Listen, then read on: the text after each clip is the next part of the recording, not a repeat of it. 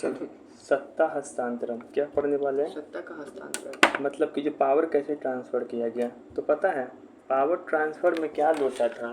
Power transfer में लोचा ये था, पहले हम ये समझेंगे आज क्या क्या पढ़ेंगे, क्रोनोलॉजी कैसे चला। जो पावर ट्रांसफ़र था ना, उसमें मुस्लिम लीग और कांग्रेस के बीच में बात नहीं बन पा रहा था। मुस्लिम लीग को चाहिए था पाकिस्तान, कांग्रेस को चाहिए था एकीकृत केंद्र, मतलब केंद्र मतलब एक ही देश। कभी कांग्रेस टू नेशन थ्योरी को सपोर्ट नहीं किया, बाद में सही करना पड़ा। तो इस समझौता के लिए दो चीज़ आया, राजगोपालाचारी फार्मूला याद है, बोले तुम अंतरिक्ष व्यापार में शामिल हो जाओ 1940 में। फिर उसके बाद देसाई लियाकत पैक्ट भी आया। इसके बाद लेकिन ये तो चलते रहा, आपस में कैसे मामला सॉल्व कर रहे हैं। दूसरा है भारत में जैसे मुस्लिम लीग भी शामिल है, अंग्रेज सब कोई शामिल है, कांग्रेस भी शामिल है। तो भारत और अंग्रेज के बीच में टसल चल रहा था कि किस तरीके से सत्ता दे। तो सत्ता देने का जो शुरुआत हल्का हल्का होता है वो होता है क्रिप्स मिशन से। अभी हो नहीं रहा है, मतलब पावर ट्रांसफ़र कर नहीं रहे, बताएंगे। क्रिप्स मिशन आया कब? 1942 में। उसके बाद फिर बात बिगड़ा तो वेवल योजना आया। वेवल योजना कब आया? जून 1945 में, जिसको शिमला योजना कहते हैं। फिर उसके बाद क्या हुआ? कैबिनेट मिशन योजना आया, 24 मार्च 1946 को भारत में आया, और उसके बाद 16 मई को अपना 1946 को अपना प्रस्ताव जारी करता है। इसी बीच कैबिनेट मिशन जब घोषणा हुआ तो उस बीच हुआ क्या हुआ, चुनाव हुआ, उसमें मुस्लिम लीग हार गया, अपना उसका बहुमत नहीं मिल पाया, तो डायरेक्ट एक्शन डे घोषित कर दिया 16 अगस्त 1946 को। फिर इटली का घोषणा हुआ कि इटली बोला था कि हम 20 फरवरी 1947 को, इटली को ने ब्रिटेन का पीएम, वो घोषणा किया कि हम 20 फरवरी 1947 को घोषणा किया लंदन से कि हम 30 जून 1948 को भारत को आज़ाद करेंगे। आज़ादी का डेट 30 जून 1948 को रखा। लेकिन इसी फिर क्या हुआ, घोषणा के बाद माउंटबेटन को भेजा। माउंटबेटन क्या हुआ, 1947 में भारत का वायसराय बन के आया। इसके पहले वेवल था यहाँ से। माउंटबेटन है, ये पहले प्लान रखा डेकी बर्ड योजना मई 1947 में। उसके बाद ये अपना असली योजना रखता है माउंटबेटन योजना, जिसको 3 जून योजना भी बोलते हैं, 3 जून 1947 को। माउंटबेटन योजना के आधार बना कि सब लोग हम लोग उसका अंग्रेज का भी बात मानने के लिए तैयार हो गए कि हाँ इस तरीके से तुमको पावर सौंपेगा। उसके बाद जो है लंदन में इंडियन इंडिपेंडेंस एक्ट आया। इस एक्ट के तहत ही हम लोग को स्वतंत्रता मिला। ब्रिटिश संसद में पेश किया गया इस एक्ट को कब? 4 जुलाई 1947 को, लेकिन इसको सिक्योरिटी एक्सेप्टेंस मिला था 18 जुलाई 1947 को। अब भारत में लागू हुआ 15 अगस्त 1947 को। तो ये है पावर ट्रांसफ़र का। इसके पावर ट्रांसफ़र के बाद हम लोग देखेंगे जो सबसे बड़ा समस्या था, देशी रियासतों का एकीकरण कैसे किए, समझ में आया? 18 महीने में। वो समझने से पहले हम लोग को ये देखना होगा यहाँ पे कि ये देख, हाँ कौन है इसमें चर्चिल? ये है। तो ये बहुत ही मदरचोट टाइप का आदमी था, ये सत्ता देना नहीं चाहता था।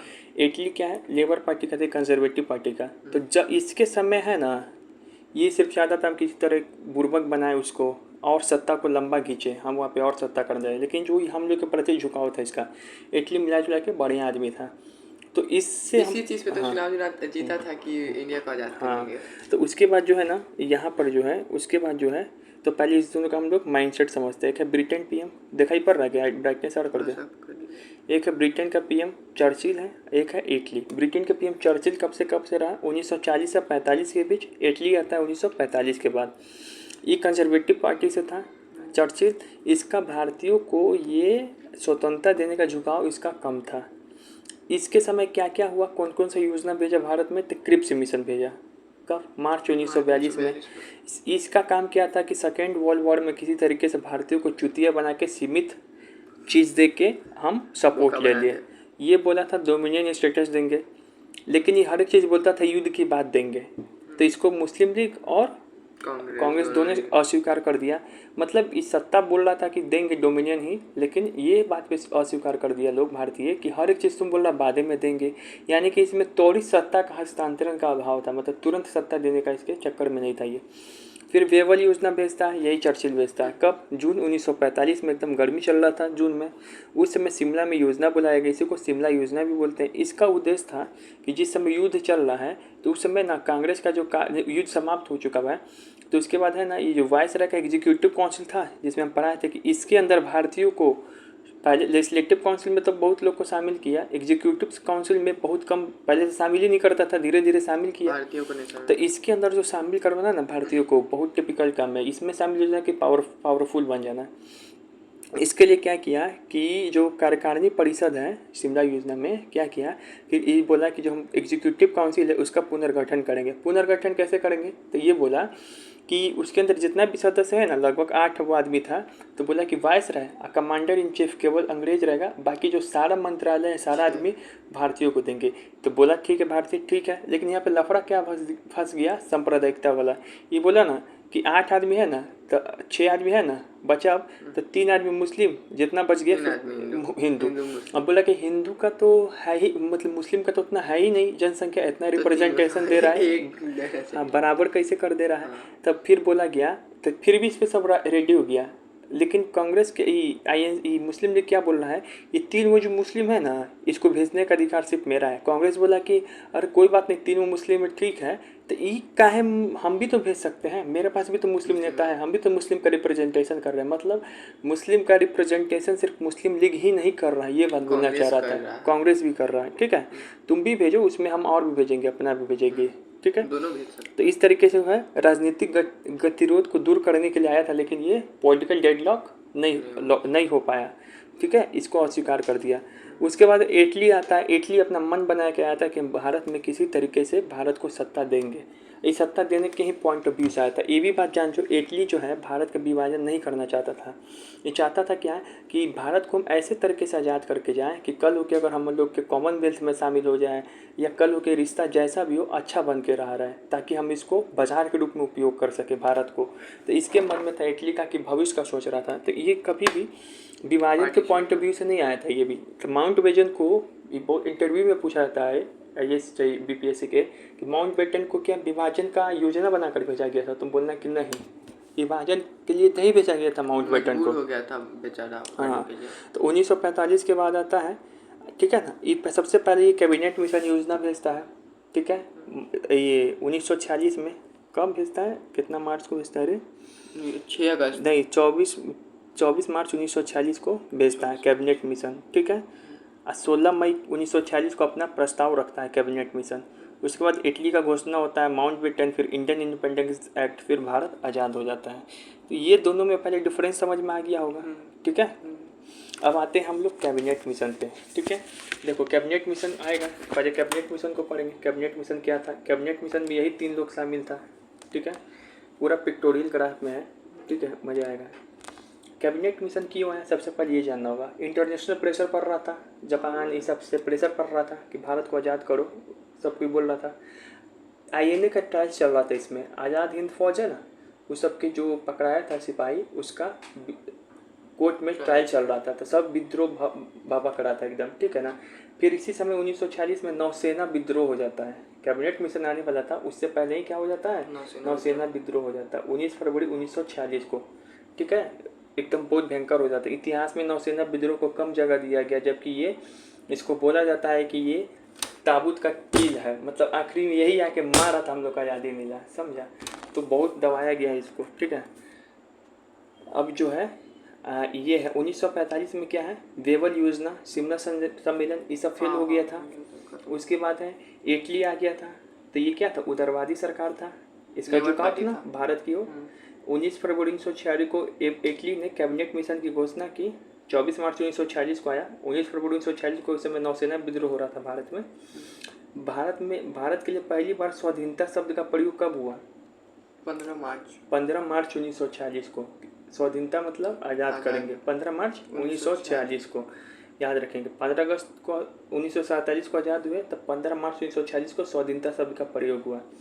कैबिनेट मिशन भेजा, इसका काम था कि किस तरीके से अंतरिम सरकार बनेगा, किस तरीके से सत्ता को हस्तांतरण करेंगे, किस तरीके से जब वो लोग अंतरिम सरकार बनेगा तो उसके बाद फिर से जब तक संविधान नहीं बने वो अंतरिम सरकार चलाएगा, किस तरीके से संविधान निर्माण के लिए संविधान सभा बनाया जाए, ये सब का बात था इसमें। और आइए इसमें कैबिनेट मिशन में 3 आदमी आता है। एक क्रिप्स जो पहले भी आ चुका था भारत में, इसी का मेंबर बनाया गया। एक पैथिक लॉरेंस, एक है आपको ये अलेक्जेंडर, AV अलेक्जेंडर। ये लोग आया, कैबिनेट मिशन की घोषणा हुई। कैबिनेट मिशन भारत आया कब, घोषणा हुई 19 फरवरी 1946 को। इस समय क्या हुआ था भारत में, नौसेना विद्रोह चल रहा था। कैबिनेट मिशन की घोषणा भारत में कब है, 24 मार्च 1946 को। और ये है इस समय भारत में वायसराय कौन था, नहीं, इस समय भारत में वायसराय कौन था? वेवल था। 46 में 45 में आ गया था ना माउंटबेटन। 47 में आया था, सॉरी। इस समय कैबिनेट मिशन जिस समय आया तो वेवल ही था। ऐसे भी वेवल याद खतरा था ना। वेवल खचरा था। ऐसे भी याद रख सकते हो कि वेवल था। एक घटना और हुआ था जब नौसेना विद्रोह को सारे जो दोषी इसको सज़ा मिल रहा था फांसी का, तो वेवल अपने वीटो का प्रयोग करके उसको जो फांसी का सज़ा है पलट दिया था। तो इसे याद कर सकते हो, उस समय वेवल ही कैबिनेट मिशन योजना के समय आया था। वेवल हरामी था। फिर तो चर्चिल का बचाया कैसे? बचाया क्यों बचाया? उस समय। फिर जो पीएम है ना, अब ऐसा थोड़ी है कि पहले भगत सिंह वाला हाल है कि फांसी दे दो। एक चीज़ बताएंगे तुमको लास्ट में इस बात पे। पीएम जो है ना, पीएम जो है कौन था उस समय? इटली था। इटली ने मिशन भेजा था। हाँ। फिर से जो है कैबिनेट मिशन, जो आपसे पूछा जाए कि क्या हुआ, सफल हुआ कि नहीं हुआ भारत में, तो आंशिक रूप से सफल हुआ। ये आंशिक रूप से सफल हुआ। क्योंकि इससे जो है कैबिनेट मिशन से हम लोग को पावर ट्रांसफ़र नहीं किया गया, ना ही इससे हम लोगों को इंडिपेंडेंस मिला था इस मिशन से। तो फिर हुआ क्या? तो इस मिशन को सबसे पहली बात कांग्रेस ने स्वीकार कर लिया था। फिर कांग्रेस भी विरोध करने लगा था। मुस्लिम लीग तो अस्वीकार ही कर दिया था इसको बाद में। लेकिन फिर इसमें क्या हो गया, ये दो चीज़ में सफल हो गया। हम लोग का जो संविधान सभा बना है इसी की बदौलत बना है, कैबिनेट मिशन योजना के आधार पर। 2 सितंबर 1946 को जो अंतरिम सरकार बनता है ये भी इसी के बदौलत बनता है। तो ये आंशिक रूप से सफल हुआ सर, आंशिक रूप से असफल हुआ। अब जो कैबिनेट मिशन आएगा तो किसके किसके साथ बात करेगा? तो यहाँ देखो, कैबिनेट मिशन का आदमी बैठा हुआ है। ये गया नेहरू से बात किया, पटेल, ये दोनों सबसे प्रमुख नेता थे। एक और आदमी से बात करेगा, इससे मौलाना आजाद से, क्योंकि कांग्रेस का उस समय अध्यक्ष था। मुस्लिम लीग में किससे किससे बात किया? तो जिन्ना से बात किया था। ये और भी समुदाय से बात किया। सिख में सरदार सिंह, बलदेव सिंह, तारा सिंह। सरदार सिंह लगड़ा मर गया, अब तारा सिंह आ गया। दलित में अम्बेडकर था।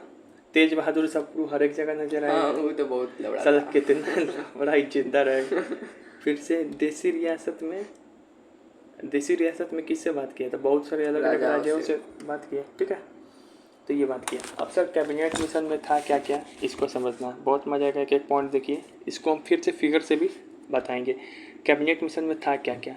तो पहला था, बोला गया था कि ब्रिटिश भारत और रियासत को मिला के एक संघ बनाएंगे। तो संघ का बात किया गया था, बिल्कुल जिस समय संघ का बात किया गया था इसमें था, संघ का बात किया गया था। मतलब संघ का बात किया जा रहा है, इसका मतलब कैबिनेट मिशन योजना पाकिस्तान की मांग को पूरी तरीके से अस्वीकार कर दिया। फिर आपके दिमाग में आना चाहिए कि पाकिस्तान की मांग अस्वीकार है तो फिर भी कैसे जिन्ना कह दिया था। हाँ, अभी बताएंगे क्या लॉजिक है इसमें। बोला गया था एक संघ बनेगा, उस संघ में जो है, संघ में एक केंद्र होगा, तो केंद्र को मिलेगा केवल रक्षा, विदेश मामले और ये संचार।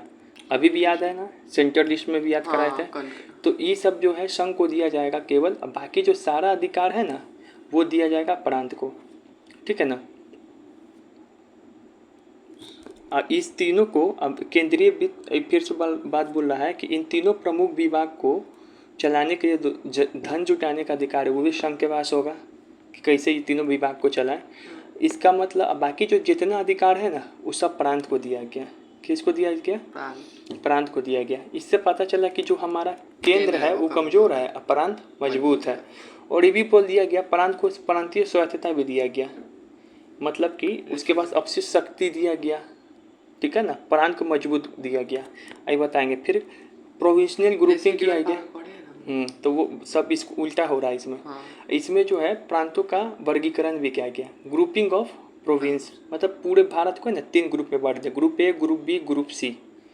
पूरा भारत रहेगा, वो तीनों को एक ग्रुप में बांट दिया गया, group A, group B, group C. हाँ, हम बताएंगे, नहीं ये फिगर से बताएंगे। ठीक है, 7 सिस्टर नहीं था उसमें ग्रुप सी में, उसके बाद बताएंगे। फिर उसके बाद बोला गया जो संविधान सभा है उसका गठन होगा। तो कैबिनेट मिशन से वास्तव में हुआ भी संविधान सभा का गठन। ये बोला गया कि संविधान बनाने के लिए कुल 389 मेंबर चुन के आएंगे। ठीक है, और ये जो 389 मेंबर में से 292 मेंबर जो आएंगे ब्रिटिश प्रांत से, 93 मेंबर जो आएगा राजा लोग भेजेगा, 4 मेंबर जो है एक कमिश्नरी प्रांत होता था उस समय, जैसे आगरा, कुर्ग, इस सबको कमिश्नरी प्रांत, मतलब समझो यूटी टाइप का उसमें से आएगा। फिर से बोला कि ये जो चुनाव होके आएगा ये लोग, तो अब ऐसा नहीं कि पूरा भारत का लोग चुन के भेजेगा। प्रांत मतलब ब्रिटेन का लोग नहीं, बताएंगे आगे हम। तो ग्रुपिंग का भी बात था। हाँ, संविधान निर्माण का था। बोल रहे थे जो संविधान सभा में सदस्य आएगा चुना के, इसका इलेक्शन होना था संविधान सभा के सदस्यों का जूली 1946 में चुनाव में भाग ली। तो इसमें जो था 1946 में चुनाव होना था, ये अप्रत्यक्ष रूप से होना था, पूरा भारत का लोग तो लेगा नहीं भाग। दूसरी बात है, इसमें अंतरिम सरकार का बात था, तो हम लोग का अंतरिम सरकार भी बना 2 सितंबर 1946 को। अस्थायी सरकार, जब तक संविधान नहीं बन जाए तो हमारा सरकार कौन चलाएगा? ब्रिटिश नहीं, वो चलाएगा, अंतरिम सरकार चलाएगा। तो वो ठीक है, इसकी बात भी कहा गया। फिर भारतीय रियासतों के पास 3 ऑप्शन होगा। इसके पास बोला गया या तो तुम इस संघ में शामिल हो जाओ, या तो तुम इस संघ में शामिल हो जाओ, या तुमको स्वतंत्र मन है तो स्वतंत्र और संघ में शामिल नहीं हो, और तुमको मन है तो मेरे साथ भी आ सकते हो। तो इसको ओपन, हाँ, इसको ओपन बात रखा। खैर ब्रिटिश के साथ कोई नहीं जाना चाह रहा था, वो अकेले भी रहना सो मंजूर था सबको, भले अकेले रहने में तो मजा था ना। हाँ। अब संविधान सभा का गठन कैसे हुआ, अब इसको पिक्टोग्राफी में बता रहे हैं, एक्सप्लेनेशन। बोला था 389 मेंबर चुन के आएगा, 93 मेंबर देसी रियासत से, 292 कहाँ से आएगा? ब्रिटिश प्रांत से। 4 वो कहाँ से आएगा? कमिश्नरी क्षेत्र अंडमान, उत्तर पश्चिमी सीमा प्रांत, संयुक्त प्रांत, यूपी को बोलते थे पहले संयुक्त प्रांत, कुर्ग, ठीक है ना? कुर्ग है असम में जगह है, कुर्ग या कर्नाटक में है, वो सब क्या था, ऐसा था। 292 में ना ये कैसे पूरा, तो सामान्य जाति मतलब 3 वो जाति बनाया गया था, सिख, मुस्लिम, बाकी अन्य जितना है सबको हिंदू में रख दिया गया सामान्य में। मुस्लिम का 78 वो आएगा आदमी, सिख का 4 वो, बाकी जो हिंदू, बौद्ध, जैन, ईसाई वो सब 210 वो। 70 वो कैसे याद रखोगे? ये गांधी मार्च याद है? 78 फॉलोअर। हाँ, तो वो हो गया। उसके बाद ये देखो ग्रुपिंग का बात, ग्रुपिंग समझे, ये बहुत इंपॉर्टेंट है। ग्रुपिंग का बात किस में कहा गया था? तुम बोलोगे सर कैबिनेट मिशन में बोला गया था। ये देखो, इसको यहाँ पे बोल दिया गया ग्रुप बी। पाकिस्तान थोड़ी है वो, ग्रुप बी। इसमें है पंजाब, सिंध, बलूचिस्तान और नॉर्थ वेस्ट फ्रंटियर। इतना राज्य वहाँ पे था भारत का प्रांत, इसको एक साथ मिला के बोल दिया गया ग्रुप बी। अलग नहीं है, संघ का हिस्सा ही है। इधर जो है असम और बंगाल को बोल दिया गया ग्रुप सी। बाकी जो इधर बच गया, इस पूरा जो बच गया इतना, बंगाल, बिहार, उड़ीसा, बॉम्बे, मद्रास, संयुक्त प्रांत, मध्य प्रांत, मतलब तीनों प्रेसिडेंसी, दोनों प्रांत, संयुक्त प्रांत और मध्य प्रांत, इसको रख दिया ग्रुप ए में, ठीक है। इस सब के ऊपर वो रहेगा केंद्र, और केंद्र के पास 3 वो चीज़ रहेगा, रक्षा, संचार और कम्युनिकेशन। इसके लिए केंद्र पैसा बनाएगा, लेकिन ये केंद्र क्या था? कमज़ोर। तो सबसे इसमें 3 टायर भी दिया गया, इस पूरे ग्रुपिंग को चलाने के लिए 3 टायर दिया गया कि सबसे ऊपर रहेगा केंद्र, उसके नीचे रहेगा ग्रुप ए बी सी, उसके अंदर ये पूरा एक एक प्रांत रहेगा। हाँ, इसमें ये बोल दिया गया था कि ऐसे था, ये बात बोल दिया गया। लेकिन क्या है, अब तो सर इसमें पाकिस्तान का कहीं मांग नहीं है 2 देश, लेकिन फिर भी जिन्ना एक्सेप्ट कर लिया। जिन्ना को एक चीज़ दिखाई पड़ा, जिन्ना को एक चीज़ दिखाई पड़ा, तो जिन्ना खुश हो गया। जिन्ना बोल दिया हाँ हमको एक्सेप्ट है। जिन्ना बोला अरे ग्रुप ए वो है ना, ये तो पूरा मुस्लिम वाला क्षेत्र है, ये भी है ना मुस्लिम वाला क्षेत्र है, भविष्य में हम अलग हो जाएंगे, ठीक है ना। एक ग्रुपिंग कोई निकलेगा थोड़ी, ग्रुप में कहीं में थोड़ी आएगा, इस ग्रुप में कहीं में थोड़ी आएगा, ठीक है ना। तो ये हम इसमें शामिल हो जाएंगे, इसमें से अलग हो जाएंगे। हाँ, सबका अपना अपना है। प्रांत मजबूत भी है, केंद्र क्या करेगा हमको? मजबूत है, प्रांत गर्मी लग रहा है ना, प्रांत मजबूत भी है, क्या करेगा हमको, ठीक है ना। प्रांत मजबूत भी है तो क्या करेगा? तो जिन्ना खुश हो गया, इसको अलग पाकिस्तान दिख रहा था यहाँ से, बाद भी दोनों अलग पाकिस्तान बना भी बना ना। तो लेकिन जिन्ना खुश हो गया, तो जिन्ना बोल दिया ओके मेरे तरफ से ओके है दोस्त। नेहरू भी बोल दिया, सब गांधी जी भी बोले कि इस समय का ये सर्वोत्तम उपाय है, इस समय का ये सर्वोत्तम उपाय है। भाई कम से कम हमको पावर तो सौंप रहा है ना, पहली बार पावर को सौंपने का प्लान इसी में कहा गया। सब बोला अरे भाई वो सब छोड़, जो है व्यवस्था, पावर तो दे रहा है ना, आईएनसी क्यों एक्सेप्ट कर लिया? बोला कि सबसे पहले तो पावर हमको दे रहा है, सत्ता हस्तांतरण कर रहा है, विभाजन नहीं हो रहा, ऊपर से विभाजन भी नहीं हो रहा है, तो आईएनसी एक्सेप्ट कर लिया। लेकिन एक बात की बात है, नेहरू जो है ना एक जगह चला गया, नेहरू बोल दिया कि ग्रुपिंग जो है ज़रूरी नहीं है, ग्रुपिंग जो है ज़रूरी नहीं है। इंटरव्यू में एक जगह बोल दिया, इंटरव्यू लिया कि बताइए नेहरू जी ग्रुपिंग ज़रूरी है, तो ये बोल दिया नेहरू की ग्रुपिंग ज़रूरी नहीं है। कौन कर दिया? कल हो के मन है कि बी वाला को कोई पंजाब को मन इसमें आने का, ए में आने का, तो ए में आ जाएगा, सी वाला को मन इसमें आने का, इसमें आ जाएगा। तो इसी का मुंह पे है ना चुपचाप रहना चाहिए, अपना प्लान किसी को नहीं बताना चाहिए। अरे तुम्हारे मन में था तो तुम चुपचाप रहता, बोलना नहीं चाहिए इसी का अपना प्लान किसी को। अब समझ में आया? जिंदा हम लोग और पहले आज़ाद हो जाते हैं, और शायद बंटवारा भी नहीं हो पाता है, पूरा हम लिख कहीं हो जाता है। कॉन्सेप्ट पता था? समझ गया। नहीं पता होगा, अच्छा लोग को नहीं पता रहता है। तो ठीक है, इसको समझने में कितना माथा खा पाने लगा है। तो बोला गया इसको कि ग्रुपिंग जो है कंपलसरी नहीं है, समझ में आ गया? तो जिंदा बमक गया, ग्रुपिंग कंपलसरी नहीं है, जब हम नहीं शामिल होंगे, हम नहीं शामिल होंगे। तो उसके बाद फिर कैबिनेट मिशन भी बोल दिया हाँ कोई बात नहीं, ग्रुपिंग कंपलसरी नहीं होगा। तो नेहरू इधर बमक गया, ग्रुपिंग कंपलसरी नहीं है, हम भी नहीं होंगे। तो उसको फिर समझाया कैबिनेट मिशन, वो छोड़िए ना वो सब बात, कुछ समझाया होगा उसको, ठीक है ना? हाँ समझाया उसको, उसके बाद कुछ किया होगा, उसके बाद फिर बोला राजी हो गया, ठीक है ना? चुनाव पे सब राजी हो गया, चुनाव पे राजी हो गया कि हाँ चुनाव होगा संविधान सभा के लिए। तो मेन मामला फंस गया था ग्रुपिंग को लेकर, चुनाव पे सब राजी हो गया, तो चुनाव हुआ, संविधान सभा बना। हाँ मुस्लिम लीग अंतरिम सरकार में शामिल नहीं हो रहा था, तो माउंटबेटन बोला कि छोड़िए ना आप उसको, उसके बाद छोड़िए, आप अपने सरकार बनाइए ना। आप इटली बोला सर कि आप अपना सरकार बनाइए, वो नहीं आ रहा तो उसका बाद छोड़िए, आप सरकार बनाइए ना। तो मुस्लिम लीग मजबूत पार्टी था, मजबूत पार्टी नहीं था यार, ये चीज़ है, समझ में आ गया? हाँ। कैबिनेट मिशन के बाद क्या हुआ? कैबिनेट मिशन आया तो उसके बाद क्या हुआ? तो बोले थे कि इसमें स्वतंत्रता का आस था, बोला क्या था कि पावर ट्रांसफ़र करेंगे, इसी कारण सभी ने कैबिनेट मिशन को स्वीकार कर दिया। भाई आज़ादी दे रहा है ना, उसके बाद समझेंगे हम लोग कैसे होगा। अंतरिम सरकार के गठन को कांग्रेस ने रोका, बोला गया कि कांग्रेस शामिल नहीं होगा। वही ग्रुपिंग बोल दिया कि नहीं कंपलसरी, क्या वो वाला बात पे था, ग्रुपिंग वाला बात पे, तब कांग्रेस भी अस्वीकार करने लगा था। फिर समझाया गया कि छोड़िए ना उसके बात को, आप अपना देखिए ना। तो उसके लिए चुनाव हुआ, फिर जुलाई 1946 में संविधान सभा के लिए चुनाव हुआ, ठीक है? अंतरिम सरकार भी बना, संविधान सभा भी बना। संविधान सभा का चुनाव हुआ तो लीग को 25% से भी कम वोट मिला। अब लीग और बमक गया, बहन चोद इतना वोट भी कम मिल रहा है, लीग जो है डायरेक्ट एक्शन डे चला दिया 16 अगस्त 1946 को कि हम जो है संविधान सभा में शामिल नहीं होंगे। फिर बाद में शामिल हुआ भी, लेकिन अरंगा लगाने लगा कि कोई काम करेगा उसको करने नहीं देंगे, लियाकत अली सब किया था, ठीक है ना? हाँ। तो लीग ने तो कैबिनेट मिशन अस्वीकार कर दिया, लेकिन कांग्रेस स्वीकार कर दिया। फिर उसके बाद जो है अंतरिम सरकार ने 2 सितंबर 1946 को बना, जिसमें प्रधानमंत्री कौन बने? नेहरू बना, ठीक है? कलकत्ता सहित देश के लेकिन इस समय क्या हो गया कि डायरेक्ट एक्शन डे घोषित कर दिया था, तो देश में सांप्रदायिक दंगा भी चल रहा था, ठीक है ना, भड़का दे रहा था।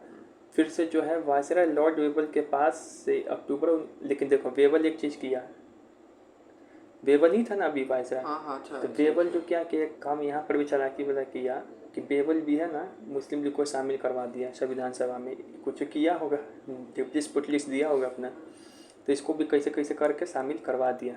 अरे अंग्रेज को अब चाहिए कि किसी तरीक़े से भाई हम सबका शासन करके जाए, ठीक है ना? ऐसे भाग जाता ना तो आपस में लड़ाई होता। हम जब पढ़ते थे तब तो द्वारा मुस्लिम लीग सरकार में अडंगा डालने लगा, लेकिन किसी तरीके से फिर शामिल हो गया। और ये कैबिनेट मिशन क्या हो गया, विभाजन का आधार भी बन गया। बोला गया कि भाई विभाजन तो करना पड़ेगा। माउंटबेटन और भी सिक्योरिटी माउंटबेटन और भी स्पष्ट कर दिया विभाजन को, आगे आएगा। फिर 9 दिसंबर 1946 को संविधान सभा का पहला बैठक भी हुआ, तो इस संविधान सभा ये सब चलने लगा। अब जो है कैबिनेट मिशन योजना को किसने क्या बोला, कैबिनेट मिशन योजना पर आया था, उसको किसने क्या बोला था? गांधी बोला कि यह योजना उस समय में सबसे बेस्ट है, ठीक है। नेहरू क्या बोले, तब वही ग्रुपिंग वाला बात पे नेहरू बोल रहा था कि प्रांत को इसमें अनिवार्य ग्रुपिंग किया जाना चाहिए। फिर से उसके बाद जो है सॉरी ग्रुपिंग नहीं किया जाना चाहिए, ग्रुपिंग कोई कंपलसरी नहीं है। फिर से उसके बाद नेहरू क्या बोले कि कांग्रेस संविधान सभा में शामिल होने के लिए पूरी तरह स्वतंत्र है और वह कैबिनेट मिशन योजना के प्रावधानों पर अपनी इच्छा अनुसार बदलाव करने या बदलने पर पूरी तरह आज़ाद है। ये तो बोला ही था जो मैंने बदल दो ग्रुपिंग संविधान सभा में शामिल होने के लिए आज़ाद है कांग्रेस। फिर से संविधान सभा जिन्ना क्या बोला, पाकिस्तान की मांग को कैबिनेट मिशन के प्रस्ताव में शिथिल कर दिया और यह हमारे पूर्ण संप्रभु पाकिस्तान का आधार बनेगा पाकिस्तान का, यही जैसे ग्रुपिंग किया गया, ये जिन्ना बोला। मौलाना आज़ाद क्या बोला, कैबिनेट मिशन योजना भारत की एकता को बनाए रखने और मुस्लिम अल्पसंख्यक के अधिकारों की रक्षा करने के बीच एक बेहतरीन सम्मानजनक समझौता है। मुस्लिम के पक्ष में आईएनसी की तरफ से बोला गया कि कैबिनेट मिशन बहुत बढ़िया है, एक तरीके से मुस्लिम लोग का भी, तो मुस्लिम बहुत प्रांत है उसको एक साथ रखा जा रहा है, उसकी भी रक्षा हो रही है, बाकी पूरे भारत की भी रक्षा हो रही है, तो ये बोल दिया। अब उसके बाद है माउंट बेटन आया। ये माउंट बेटन आने से पहले इटली का घोषणा आएगा। इटली ने घोषणा कब किया था कि हम आज़ाद कर देंगे, जून 1948 तक, 20 फरवरी 1947 में किया था कि हम आज़ाद कर देंगे 30 जून 1948 तक। कब बोला था आज़ाद कर देंगे? 20 फरवरी 30 जून 1948 तक, 20 फरवरी 1947 को बोला। उसके बाद इटली आता है माउंट बेटन। अब उसके बाद बेबल की जगह 1947 में कौन वायसराय बन गया? Mount batten. माउंट बेटन का भारत आगमन किस रूप में हुआ? भारत के वायसराय के रूप में हुआ। ठीक है, माउंट बेटन यहाँ पर आया। माउंट था ना कौन? पीछे ये नहीं, रेड क्लिफ नहीं, अलेक्जेंडर है। रेड क्लिफ चश्मा पहनता था। माउंट बेटन भारत की आया। तो माउंट बेटन का काम था किस तरीके से पावर को ट्रांसफ़र करे और जो संविधान निर्माण में गतिरोध हो रहा है उसको समाप्त करे। ठीक है, उसके बाद जो है इटली ने घोषणा किया था।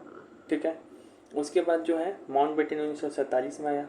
ठीक है, कांग्रेस लीग के बीच इतना मतभेद हो रहा था, सांप्रदायिक दंगा चल रहा था, इसके कारण विभाजन का स्थिति बन गया। माउंट बेटन को ही समझ में आया कि विभाजन तो करना ही पड़ेगा। इसके लिए सबसे पहला प्लान लाता है मई 1947 में। मई 1947 में मेन जून में प्लान लाएगा कि जनवरी मार्च अप्रैल मई, जून से पहले मई में 1947 में प्लान लाया जिसका नाम है डिकी बर्ड योजना। ये क्या बाल्कन प्लान भी बोलते हैं। क्या बोलते हैं? Balkan plan. बाल्कन एक यूरोप का देश है, इसमें सारे देश को है ना खंड खंड में सारे राज्य को बांट दिया गया, अब बाल्कन देश बोल दिया गया। देखो ये सब क्या है, मैसेडोनिया, अल्बानिया, बुल्गारिया, ये सब अभी देश है लेकिन पहले एक प्रांत हुआ करता था, मतलब कि प्रांत हुआ करता था। वैसे ही पूरे भारत को बनाना चाह रहा था, मतलब बोला उसको नहीं समझ में आया था, बोले कि पूरा को अलग अलग कर दो, सबसे बढ़िया हम जा रहे हैं। ठीक है, तो मई 1947 में ये, लेकिन 562 प्रांत में टूट जाना है, गजब बात कर। तो बिहार भी वो देश होता है, तो कोई एक्सेप्ट नहीं किया। उसके बाद जो है ना 3 जून योजना देता है। माउंट बेटन योजना को क्या बोलते हैं? 3 जून की योजना। 3 जून 1947 माउंट बेटन अपना प्लान प्रस्तुत किया। इस समय क्या बोला माउंट बेटन कि हम भारत का डिवाइड कर देंगे तो एक भारतीय संघ बनेगा और पाकिस्तान, देखो इसमें एक्सेप्ट कर दिया, पाकिस्तान बनेगा। हाँ, पहली बार, पहले से कभी भी एक्सेप्ट नहीं किया जा रहा था। इससे पहले इससे पहले एक्सेप्ट कर ही नहीं रहा था पाकिस्तान का कॉन्सेप्ट, इससे पहले तक एक्सेप्ट ही नहीं कर रहा था कि पाकिस्तान बनेगा। इसमें एक्सेप्ट कर लिया कि विभाजन होगा, आधार बनेगा और दोनों डोमिनियन राज बनेगा, स्वतंत्र नहीं बोला था। डोमिनियन स्टेटस, हाँ, डोमिनियन स्टेटस देंगे तो ब्रिटिश का ही राज मिलेगा। हाँ, तो उसके बाद जो है जब तक संविधान नहीं बनेगा डोमिनियन ही रहेगा। जैसे भारत कब तक डोमिनियन रहा? तो 26 जनवरी 1950 तक डोमिनियन रहा। तो मतलब हम लोग डोमिनियन के रूप में आज़ाद हुए थे। ठीक है, ये भी कॉन्सेप्ट बहुत लोग को नहीं पता है, कितना साल से पढ़ रहा होगा चाहे पढ़ा रहा होगा। फिर जो है उत्तर पश्चिम सीमा, उसके बाद माउंट बेटन ये बोला कि नॉर्थ वेस्ट फ्रंटियर है, उत्तर पश्चिम सीमा प्रांत इधर बलूचिस्तान वाला ये सब, और इधर आके असम का सिलचर, इसमें पब्लिक रेफरेंडम करेंगे, जनमत संग्रह, पब्लिक से पूछ के करेंगे कि तुमको किधर जाना है। सिंध प्रांत है, उसमें बोला गया कि वोट होगा। क्या होगा? वोट होगा। पंजाब और बंगाल है, इसमें बोला गया कि वहाँ के जो जनप्रतिनिधि है, सांप्रदायिक जनप्रतिनिधि है वहाँ पे, वो आपस में मीटिंग करके होंगे। यहाँ पे वोट, पब्लिक रेफरेंडम ये सब नहीं होगा, वोट पब्लिक कर देना। पंजाब और बंगाल में क्या है कि दोनों में प्रतिनिधि आपस में मिलेंगे, चाय पानी होगा, अब बंटवारा करेगा। फिर जो है बोला गया कि जो संविधान सभा है ना, उसका भी विभाजन कर दो। जो संविधान सभा का पहला बैठक हुआ था 9 दिसंबर 1946 को हुआ था, अब तो 47 में आ गए, तो उसका भी विभाजन कर दो। पाकिस्तान का संविधान सभा पाकिस्तान को दे दो, अब भारत का भारत के पास रहेगा जो उसका संविधान बनाएगा। ऐसा हुआ भी, इस सब बात प्रैक्टिकल हुआ भी, इस सब बात प्रैक्टिकल हुआ भी। क्योंकि माउंटबेटन योजना हम लोग स्वीकार कर लिए थे पूरी तरीके से। देसी रियासत के पास ऑप्शन है, या तो आप विलय कर लीजिए भारत में, मिल जाएगी पाकिस्तान में, या स्वतंत्र, ये 3 ऑप्शन छोड़ दिया गया। इसके ऊपर प्रेशर नहीं बना सकता है कोई भी, इसके ऊपर प्रेशर नहीं बना सकता, वहाँ अपना उसका शासन चल रहा है, ठीक है ना।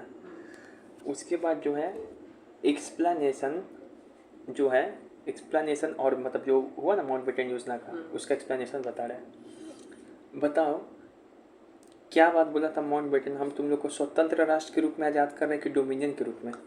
डोमिनियन। कैसे? ये इधर डोमिनियन बनेगा, वो इधर डोमिनियन, अब ये पूरा डोमिनियन बनेगा, ये दोनों हो जाएगा पाकिस्तान और बीच में हिंदुस्तान। उसके बाद जो है ये देखो, ये है सिंध, है ना, और ये है नॉर्थ वेस्ट फ्रंटियर। सिंध में क्या बोला था कि वोटिंग होगा, नॉर्थ वेस्ट फ्रंटियर और यहाँ असम, ये दोनों जगह क्या बोला था, पब्लिक रेफरेंडम होगा। वो और चाय पानी का बात कहाँ बोला था, बंगाल और पंजाब में। तो ये देखो, ये है पंजाबी, ये है बंगाली, ऐसे याद कर लो, आपस में बैठ के चाय पानी करेंगे, ठीक है ना, मीटिंग से। कितना पिक्टोग्राफिकल यूज़ किया है, याद हो जाएगा। और उसके बाद ये देखो, ये भी बोला था, ये संविधान सभा है पाकिस्तान के साथ, इसका भी विभाजन कर दो, ठीक है ना।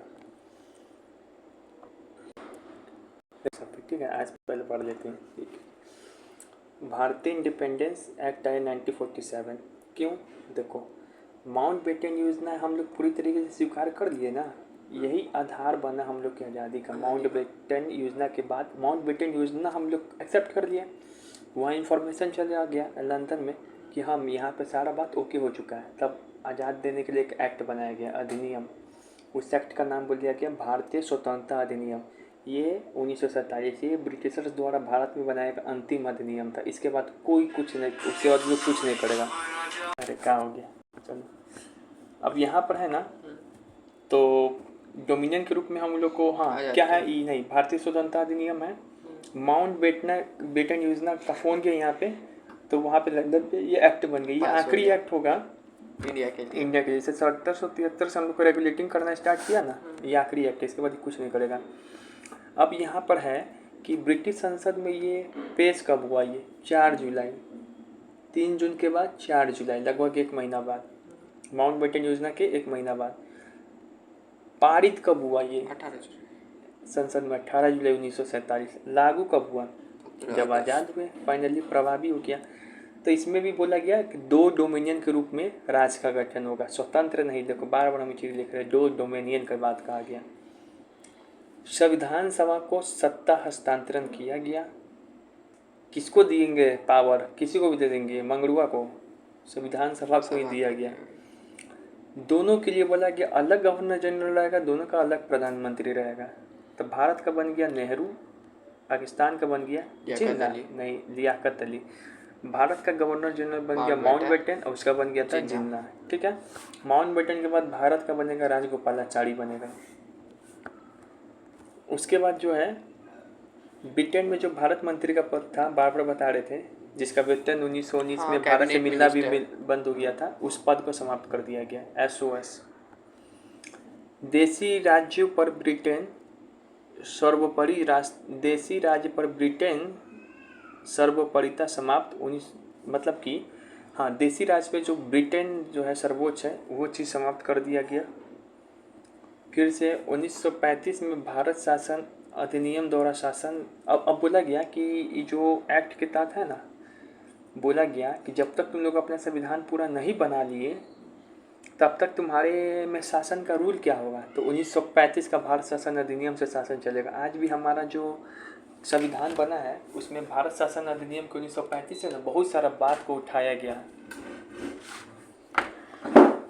उसके बाद जो है यहाँ पे उसके बाद जो हम लोग डोमिनियन के रूप में आज़ाद हुए। डोमिनियन कब तक बना रहा? 50 तक से 26 जनवरी 1950 तक, ठीक है। तो ये हो गया। Red flag. उसके बाद है रेड क्लिफ। क्या है? Red Cliff. तो इसमें क्या हुआ, जो पाकिस्तान है, हाँ नहीं इम्पैक्ट क्या हुआ, इधर रेड क्लिफ है, सर रेड क्लिफ। हाँ सर रेड क्लिफ। इम्पैक्ट क्या हुआ भारत शासन, ये इंडियन इंडिपेंडेंस एक्ट का, कि पाकिस्तान 14 अगस्त को आज़ाद हो गया। किसका कौन प्रधानमंत्री हुआ ये सब पता ही हो गया। रेड क्लिफ आयोग का गठन, नहीं रेड क्लिफ ने सीमा निर्धारण आयोग का गठन पहले ही हो चुका था, लेकिन सीमा निर्धारण किया 17 अगस्त 1947। यही बता रहे थे कि आज़ादी मिलने के बाद सीमा बनाया गया। मोटा मोटी विभाजन कर दिया गया, लेकिन जो सीमा होता है ना, किसी का 5 घर इन्हें, किसी का 5 घर उन्हें चल जा रहा होगा, ये सब बाद में हुआ। उसके बाद पुर्तगाली पे तो गोवा का अधिकार था, ब्रिटिशर्स नहीं थे, तो बहुत देर बाद छोड़ेगा। 1961 के आसपास पुडुचेरी पे फ्रांसीसी का था, हाँ। तो ये भी बहुत बाद में छोड़ेगा। समझ में आया? ये दोनों बच ही गया था। 14 जून 1947 को गर्मियों लगने बंद कर दिया। फिर उसके बाद जो है, ये जो हम लोग हैं, इस योजना को कब स्वीकार किए, विभाजन वाला योजना को, इंडियन इंडिपेंडेंस एक्ट को 14 जून 1947 को कांग्रेस स्वीकार किया दिल्ली अधिवेशन में, विभाजन का प्रस्ताव स्वीकार किया। इसमें जेबी कृपलानी थे वहाँ पे अध्यक्ष, यही जेबी कृपलानी थे अध्यक्ष उस समय। समझ में आया? कांग्रेस के नाम ज़्यादा नहीं, कम सुने। हाँ कम है।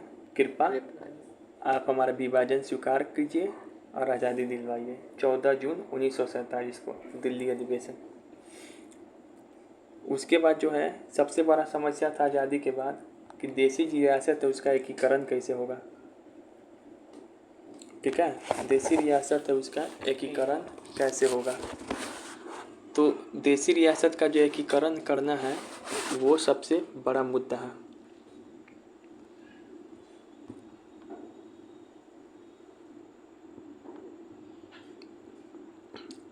एक है नरेंद्र प्रजा मंडल। पहले तो देसी रियासत का स्थिति समझो। नरेंद्र प्रजा मंडल बनाया गया था देसी रियासत को लेके 1920 में। कांग्रेस अपने नागपुर अधिवेशन में भी देसी रियासत को लेकर पहली बार बोलना स्टार्ट किया। हस्तक्षेप नहीं करता था ज़्यादा शुरुआत में। बटलर आयोग बना 1927 में अंग्रेज़ की ओर से। उसमें बटलर था, पील था, हॉल्सवर्थ, ये सब शामिल था। ये थोड़ा बोरिंग पार्ट हमको लगता है। फिर इसमें all India state people conference हुआ 1927 में। इसी का अध्यक्ष बना 1939 में नेहरू। तब देसी रियासत में बोला जनता को कि हम तुम्हारे साथ हैं। पहले डायरेक्ट नहीं जाता था। अब ये देखो, हाँ मारने नहीं लगता रे पागल, जनता में कहीं जनता हम लोग का साथ नहीं दे, उतना नहीं ना समझ पाते थे। जनता राजा राजा करता था। अब ये जो है पूरा भारत है। एक है ब्रिटिश भारत, एक है देसी रियासत। ब्रिटिश भारत पे अंग्रेजी शासन था, देसी रियासत पे राजा का शासन था। जो ब्रिटिश रियासत है वो 60% क्षेत्र पे था, जो देसी रियासत है वो 40% क्षेत्र पे था। देसी रियासत देख रहे हो 40% क्षेत्र पे है, खुद 23% आबादी है। 40% निकालेगा कितना होगा 100 का, लगभग 2/5। 2/5 क्षेत्र पे 5 में से 2 क्षेत्र पे देसी रियासत था। तो यहाँ पे कांग्रेस नहीं लबड़ करता था, इसके लिए कांग्रेस लबड़ करता था। समझ में आ गया? अब जो देसी रियासत है ये सब चीज़ हो गया। उसके बाद जो है जैसे कौन कौन सा देसी रियासत था, जैसे ग्वालियर हो गया। ग्वालियर पे अंग्रेज कभी कब्जा नहीं कर पाया, लेकिन झांसी पे कब्जा किया, सतारा पे कब्जा किया। 565 टोटल आदमी थे, टोटल रियासत। 565 में 13 वो चला गया पाकिस्तान में आज़ादी के बाद। हम लोग को बच गया 552 भारत को मिला। इसमें जो सबसे पहला रियासत है हम लोग के अंदर अपने आप शामिल हो गया था वो बीकानेर, 7 अगस्त 1947 को सादुल सिंह थे। अब बच गया यहाँ पे कश्मीर। कौन बच गया? कश्मीर। और ये अब बहुत अलग अलग रियासत को देखते हैं। कश्मीर हम लोग के साथ इंस्ट्रूमेंट ऑफ एक्सेशन साइन किया था, ठीक है ना, इंस्ट्रूमेंट ऑफ एक्सेशन। उसके बाद जो किया है 26 अक्टूबर 1947 को हरि सिंह हम लोग के साथ आ गया। पहले नहीं आ रहा था, लेकिन जब घुसा पाकिस्तान गान में डंडा लेके तब पता चला ऐसे यार बोल दी। 26 अक्टूबर 1947 को हम लोग के साथ आ गया। जौ से जूनागढ़, जौ से जनमत संग्रह, ये भी नहीं आ रहा था। ये तो बहुत खसरा था। ये सीधे कर रहा था जूनागढ़ यहाँ है, सीधे कर रहा था हम पाकिस्तान में शामिल हो जाएंगे सीधे वो पट्टी। तो वो है ना यहाँ पे जनमत संग्रह कराया गया, जौ से जूनागढ़ जौ से जनमत संग्रह। 48 में हम लोग घर गए कि बेटा तुमको तो हम लोग जनमत संग्रह करा के अपने अंदर कर ही लेंगे। एकदम में नहीं सुनता था, खचरा था वहाँ पे, सब लोग बोल रहा था मुस्लिम राजा था बाकी प्रजा हिंदू था। महावत खां खंची और दीवान इसका था शाहनवाज भुट्टो, शाहनवाज भुट्टो सुना है इसका नाम, पाकिस्तान वाला। उसके बाद जो है त्रावणकोर के बारे में एक ये पहला रियासत है जो विलय करने से मना कर दिया था। जूनागढ़ सब तो बाद में हुआ, ये बोल दिया था हम एकदम नहीं होंगे विलय। तो इसमें यहाँ पे राजा था चित्रा तिरुवल। यहाँ इसको मिलाने में बीपी मेनन जो है ना पटेल के जो सबसे सहायक है बहुत, वो शामिल हुआ, उसका भूमिका रहा और वो एक्सेप्ट कर लिया इंडियन यूनियन को 1949 में। वो इंडियन यूनियन को एक्सेप्ट कर लिया 1949 में, याद हो रहा है।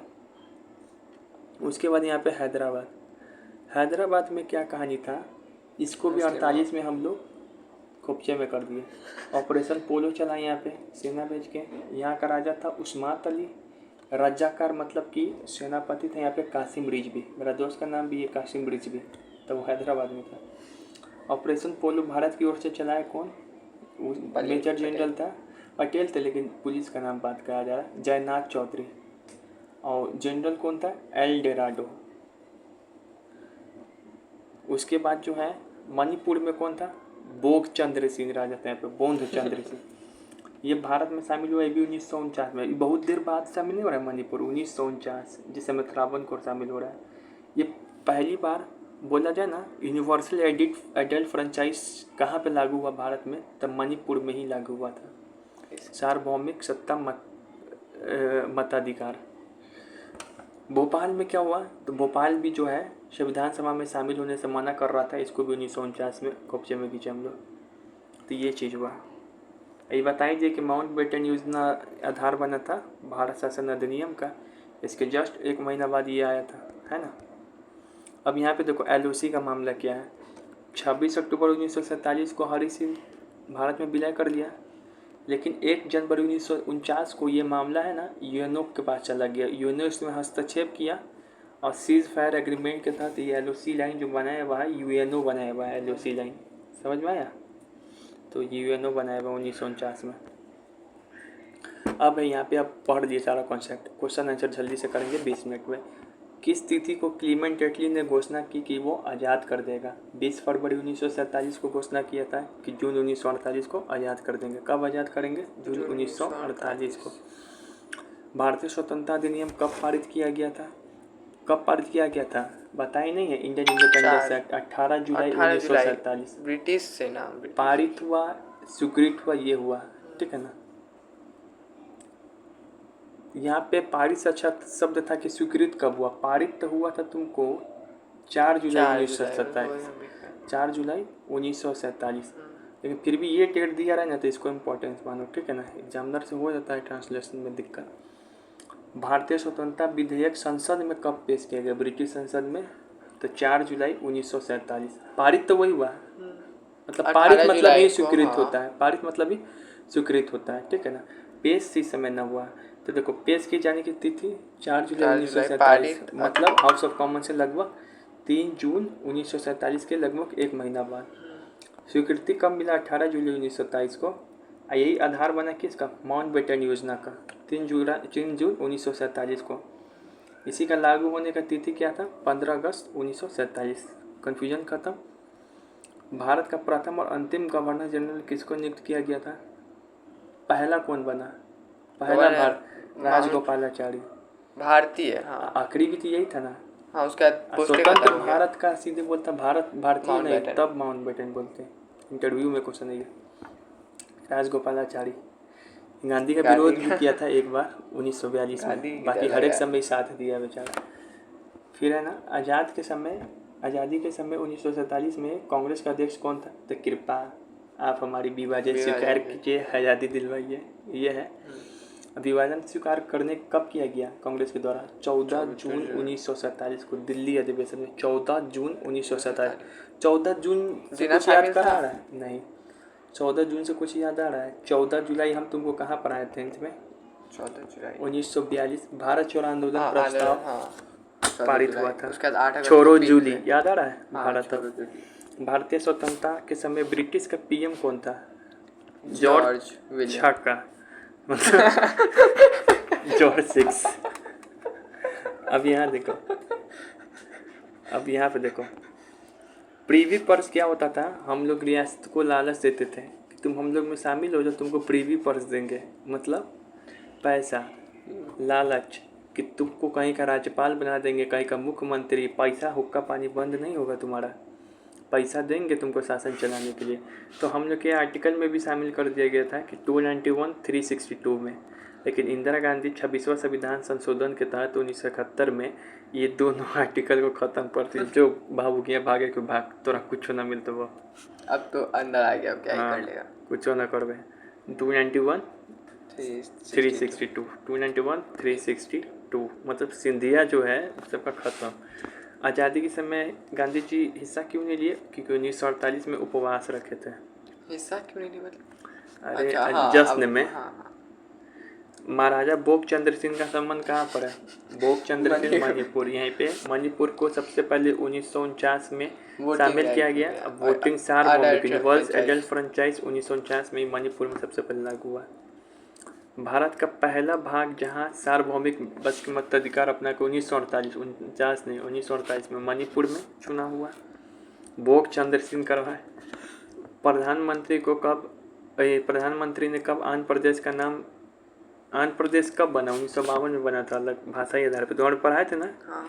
किन 4 रियासतों को विलय करने में कठिनाई है? सबको आई। मणिपुर में, कश्मीर, हैदराबाद, जूनागढ़, ट्रावनकोर, सब में तो कठिनाई आ ही रहा है। गांधी जी की हत्या कब हुई? 1948 में और गया था गोडसे। 30 जनवरी 1948 को कर देंगे, खत्म करेंगे। When was the partition of India announce कब हुआ था पार्टीशन? बताओ। 3 जून 1947 को ना। इसी को बोलते हैं माउंटबेटन योजना। यही तो घोषणा किया था कि हम पार्टीशन होगा, है ना? उसके अलावा कोई ऑप्शन इंडियन इंडिपेंडेंस एक्ट इसी बात को व्यवहारिक रूप में देने के लिए आया था। हम लोग को पावर भी ट्रांसफ़र किया गया ना माउंटबेटन योजना से ही। माउंटबेटन योजना के बारे में अब सही कथन चुनना है। इसने भारत और पाकिस्तान को प्रभुत्व का दर्जा देने की मांग की, बिल्कुल, कि अलग अलग हो जाए। यह सीमा आयोग की स्थापना का मार्ग किया। इसमें सीमा आयोग का बात कहा था, लेकिन कहा था, लेकिन सीमा आयोग लाइन खींचा था ना।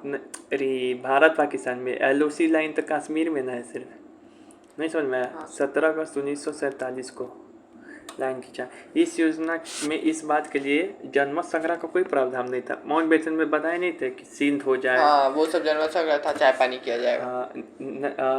नॉर्थ वेस्ट फ्रंटियर में जनमत संग्रह का बात हुआ था।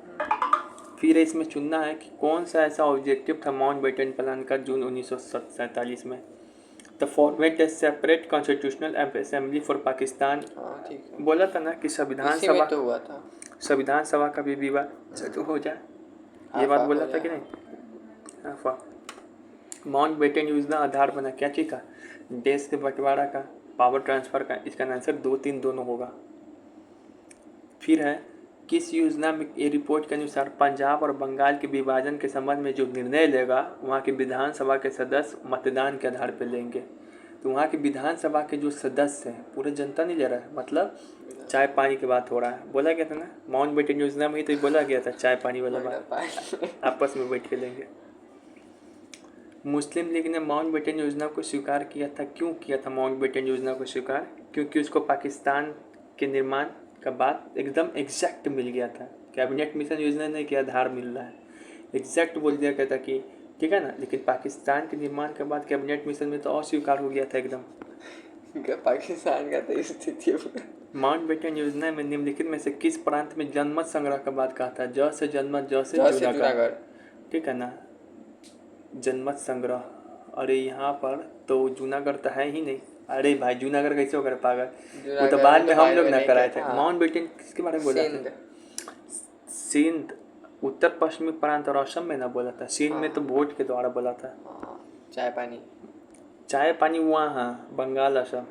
वोट सिंध में, जनमत संग्रह नॉर्थ वेस्ट फ्रंटियर और असम में। नॉर्थ वेस्ट फ्रंटियर मतलब ये उत्तर पश्चिमी सीमा प्रांत, मतलब ये पाकिस्तान से जो बॉर्डर लगता है उसके आसपास बलूचिस्तान, पाकिस्तान।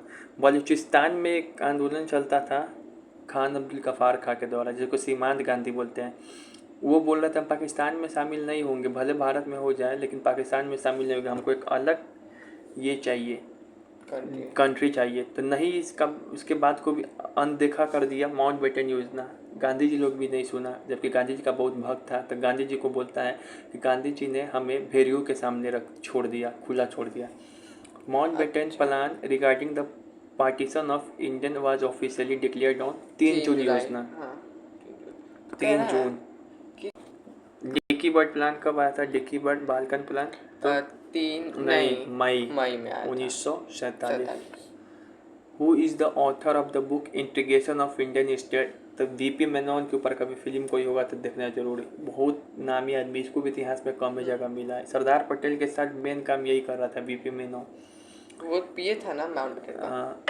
सरदार पटेल का। When was the Indian independence bill passed by the house of Lord in England? कब पास किया गया था? 18 जुलाई 1947। विच of the following act was based on the Mountbatten plan? Mountbatten plan किसके लिए आधार बना? इंडियन इंडिपेंडेंस एक्ट के लिए नहीं क्या था, कॉल किया था यहाँ से।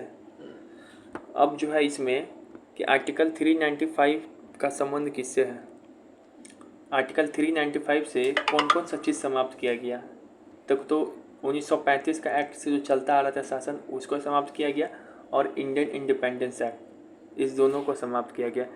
Evolution of Privi independence act समाप्त किया गया। हाँ, अब इस एक्ट के तहत बोला गया था ना कि डोमिनियन से शासन चलेगा। नहीं समाप्त करेगा तो साला जिंदगी में डोमिनियन से शासन चलते रहेगा। नहीं समझा? कोई चीज़ होता है ऑफिशियली ना होता है, देश बन रहा है, हर एक चीज़ को कागज़ पे लिखाता है। Indian Independence act was passed bye the British government in its parliament. कब पास हुआ? 18 जुलाई 47। बताओ, देश बना, कितना बड़ी बात है, समझ में आ रहा है? वरना हम लोग किसके जंगल में थे। Constitution assembly was recognised by the section of Indian Independence Act art 1। Which act provide for the partition of India into 2 new dominion, India and Pakistan? कौन बोला 2 डोमिनियन बोलेगा? तो ये माउंटबेटन भी बोला था और इंडियन इंडिपेंडेंस एक्ट 1947 बोला था। 3 जून एक्ट। हाँ, 3 जून एक्ट। इसमें से which of the following act entitle India become a member of Commonwealth nation? Commonwealth nation में शामिल होने का बाद बोला गया था इंडियन इंडिपेंडेंस एक्ट में। कॉमनवेल्थ नेशन क्या होता है बाद में बताएंगे। व्यापार वगैरह आपस में बना रहा है, समझो। जो जिस पे आज़ादी किया है ना, जिस पे शासन किया है, तो उसको कॉमनवेल्थ नेशन में शामिल किया हुआ है। लेकिन ये नहीं बोला था, अब इसके ऊपर डिबेट होता है, सब चीज़ कैसे समझ जाएगा। चलो ये वो बता दे रहे डिबेट चूड़ी निकलता है। भारतीय स्वतंत्रता अधिनियम द्वारा लाया गया एक परिवर्तन कौन सा नहीं है? 1947 के द्वारा एक अंतरिम सरकार प्रदान करने के लिए भारतीय स्वतंत्रता अधिनियम 1935 में संशोधित किया जाएगा। कुछ 1935 में संशोधन नहीं, तो ये बोला था कि 1935 के अधिनियम के तहत जब तक तुम लोग नहीं बना लेगा संविधान तब तक इसे शासन चलेगा। संशोधित कुछ नहीं बोला था।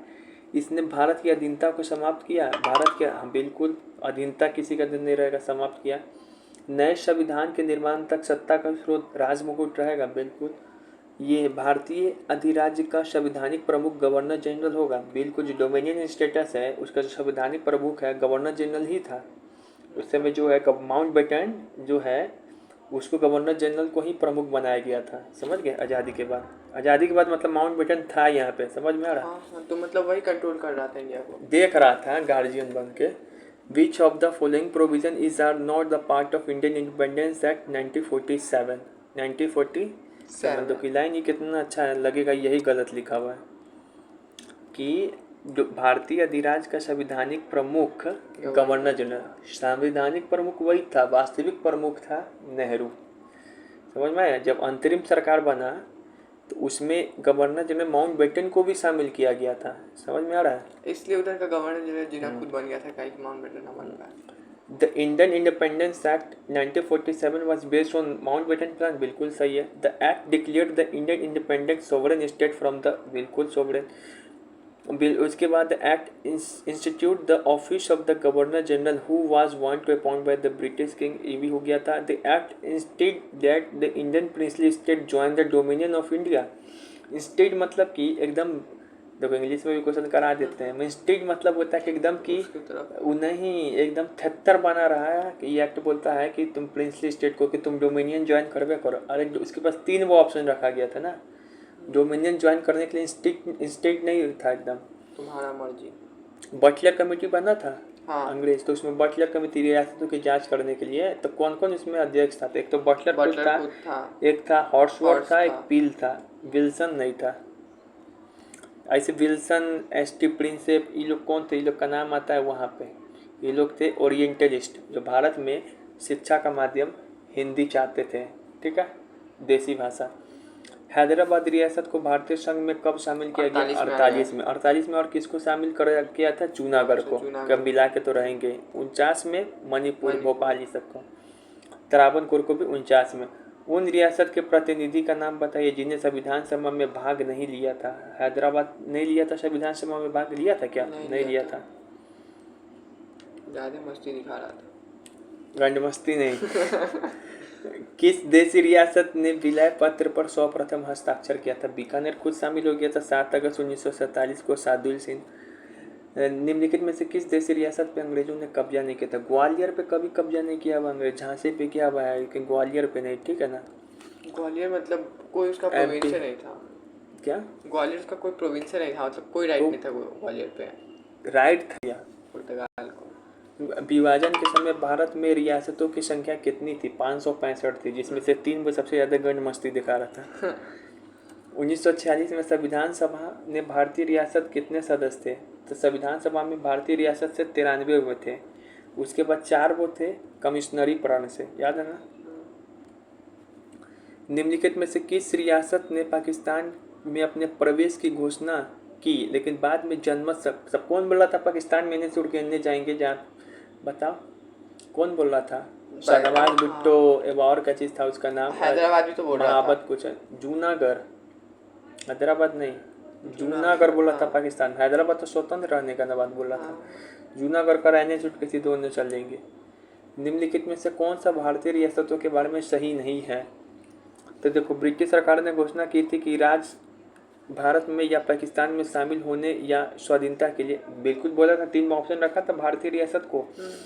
भारत में पाकिस्तान में शामिल होने की स्वाधीनता बने रहने का निर्णय रियासतों की जनता पे नहीं बल्कि रियासतों के शासकों पे छोड़ा गया था। बिल्कुल, भारत में शामिल हो गए, पाकिस्तान में शामिल हो गए, वहाँ पे जनता नहीं डिसाइड करेगा। ब्रिटिश बोला था कि तुम्हारे रियासत में जो चीज़ है जनता नहीं डिसाइड करेगा, फिर लोकतंत्र हो जाएगा। रियासत को रियासत पे छोड़ दो, राजा डिसाइड करेगा। अब हम लोग के अंदर आया तब हम लोग बोले कि जनता तुमको किधर रहने का मन है। सबसे पहले त्रावणकोर के शासक ने स्वाधीन बने रहने की घोषणा की। बोला था त्रावणकोर सबसे पहले शामिल होने से मना किया था, है नहीं? सबसे पहले शामिल होने से मना किया था त्रावणकोर। हैदराबाद संविधान सभा में शामिल नहीं होना चाह रहा था। फिर त्रावणकोर राज्य अंततः जनमत संग्रह नहीं भाई, जनमत संग्रह हुआ था जूनागढ़ में, ठीक है। ब्रिटिश ताज की आधिपत्य के दौरान राष्ट्र रियासतों ने ब्रिटिश भारतीय साम्राज्य की भूमि का क्षेत्र के कितने हिस्से सम्मिलित किया? अच्छा, हम एक बताए थे, ये पूरा भारत है, ये है ब्रिटिश रियासत, और ये है ब्रिटिश प्रांत, और ये है देशी रियासत। ये कितना परसेंट पे था? 40% पे। ये कितना परसेंट पे? 60% पे। ये 40% में कितना? 23% आबादी है। 40% कितना क्षेत्र हो गया? 2/5। तो 2/5 कहीं पे दिया ऑप्शन में? नहीं ना। तो ये हो गया इनमें से कोई नहीं। कितना बड़ा बात बताया, तुम यही ना पूछ रहा था, बता दिए। उसके बाद जैसे हम लोग आज़ाद हो गए थे ना, तो हम लोग पूरे क्षेत्र को 4 क्षेत्र, group A, group B, group B C में रखे थे। फिर जो 1956 का जो तुम एक्ट पढ़ा था तुम अपना बुक में, हाँ पढ़े, राज्य पुनर्गठन अधिनियम, तो उससे इस ग्रुपिंग को समाप्त किया गया था। ए में पता है किसको रख गया था? आप बताते हैं। इसमें ये व्यवस्था किया गया था, ए में रखा गया था ये जो प्रांत थे ब्रिटिश गवर्नर के अंदर, जो प्रांत सब थे ना, जैसे 9 प्रांत इसमें शामिल थे, बॉम्बे, मद्रास, ये सब। बी में बड़े बड़े रियासत को रखा गया था, हैदराबाद, मैसूर। सी में चीफ कमिश्नरी और छोटा रियासत को शामिल किया गया था। अंडमान निकोबार द्वीप समूह में इसको डी में रख दिया गया। ठीक है। उसके बाद है all India state people conference का गठन हुआ था, क्यों हुआ था? रियासतों में क्या चल रहा है हलचल, उसके लिए कांग्रेस उसमें भाग लिया था। 700 राजनीतिक दल भाग लिए थे। वो सब बातें 1927 में होता है। इसी का अध्यक्ष नेहरू कब बना था? 1939 में। कांग्रेस पहले रियासतों का बात डायरेक्ट ग्रुप में नहीं लेता था। पहली बार वो कुछ घोषणा भी किया था देशी रियासत के प्रतिनिधि 1920 में नागपुर अधिवेशन में। भारतीय संघ में राजवारों का विलय अधिकाधिक किस संघ में हुआ? तो अधिक से अधिक कब हुआ? 1947 में हुआ ही था सब अधिक से अधिक। बाकी जो बच के किसी का 48 किसी का 49 में हो रहा है, तभी तो अधिक से अधिक हुआ, तभी तो हम लोग 1947 में आज़ाद हुए। भारत का विभाजन के समय ब्रिटिश भारत निम्नलिखित में से किस एक प्रांत ने संयुक्त एवं स्वतंत्र अस्तित्व बनाए रखने की योजना सामने रखी? ये वो प्रांत था, IAS में 2000 में पूछा है। इसमें से कोई वो प्रांत है।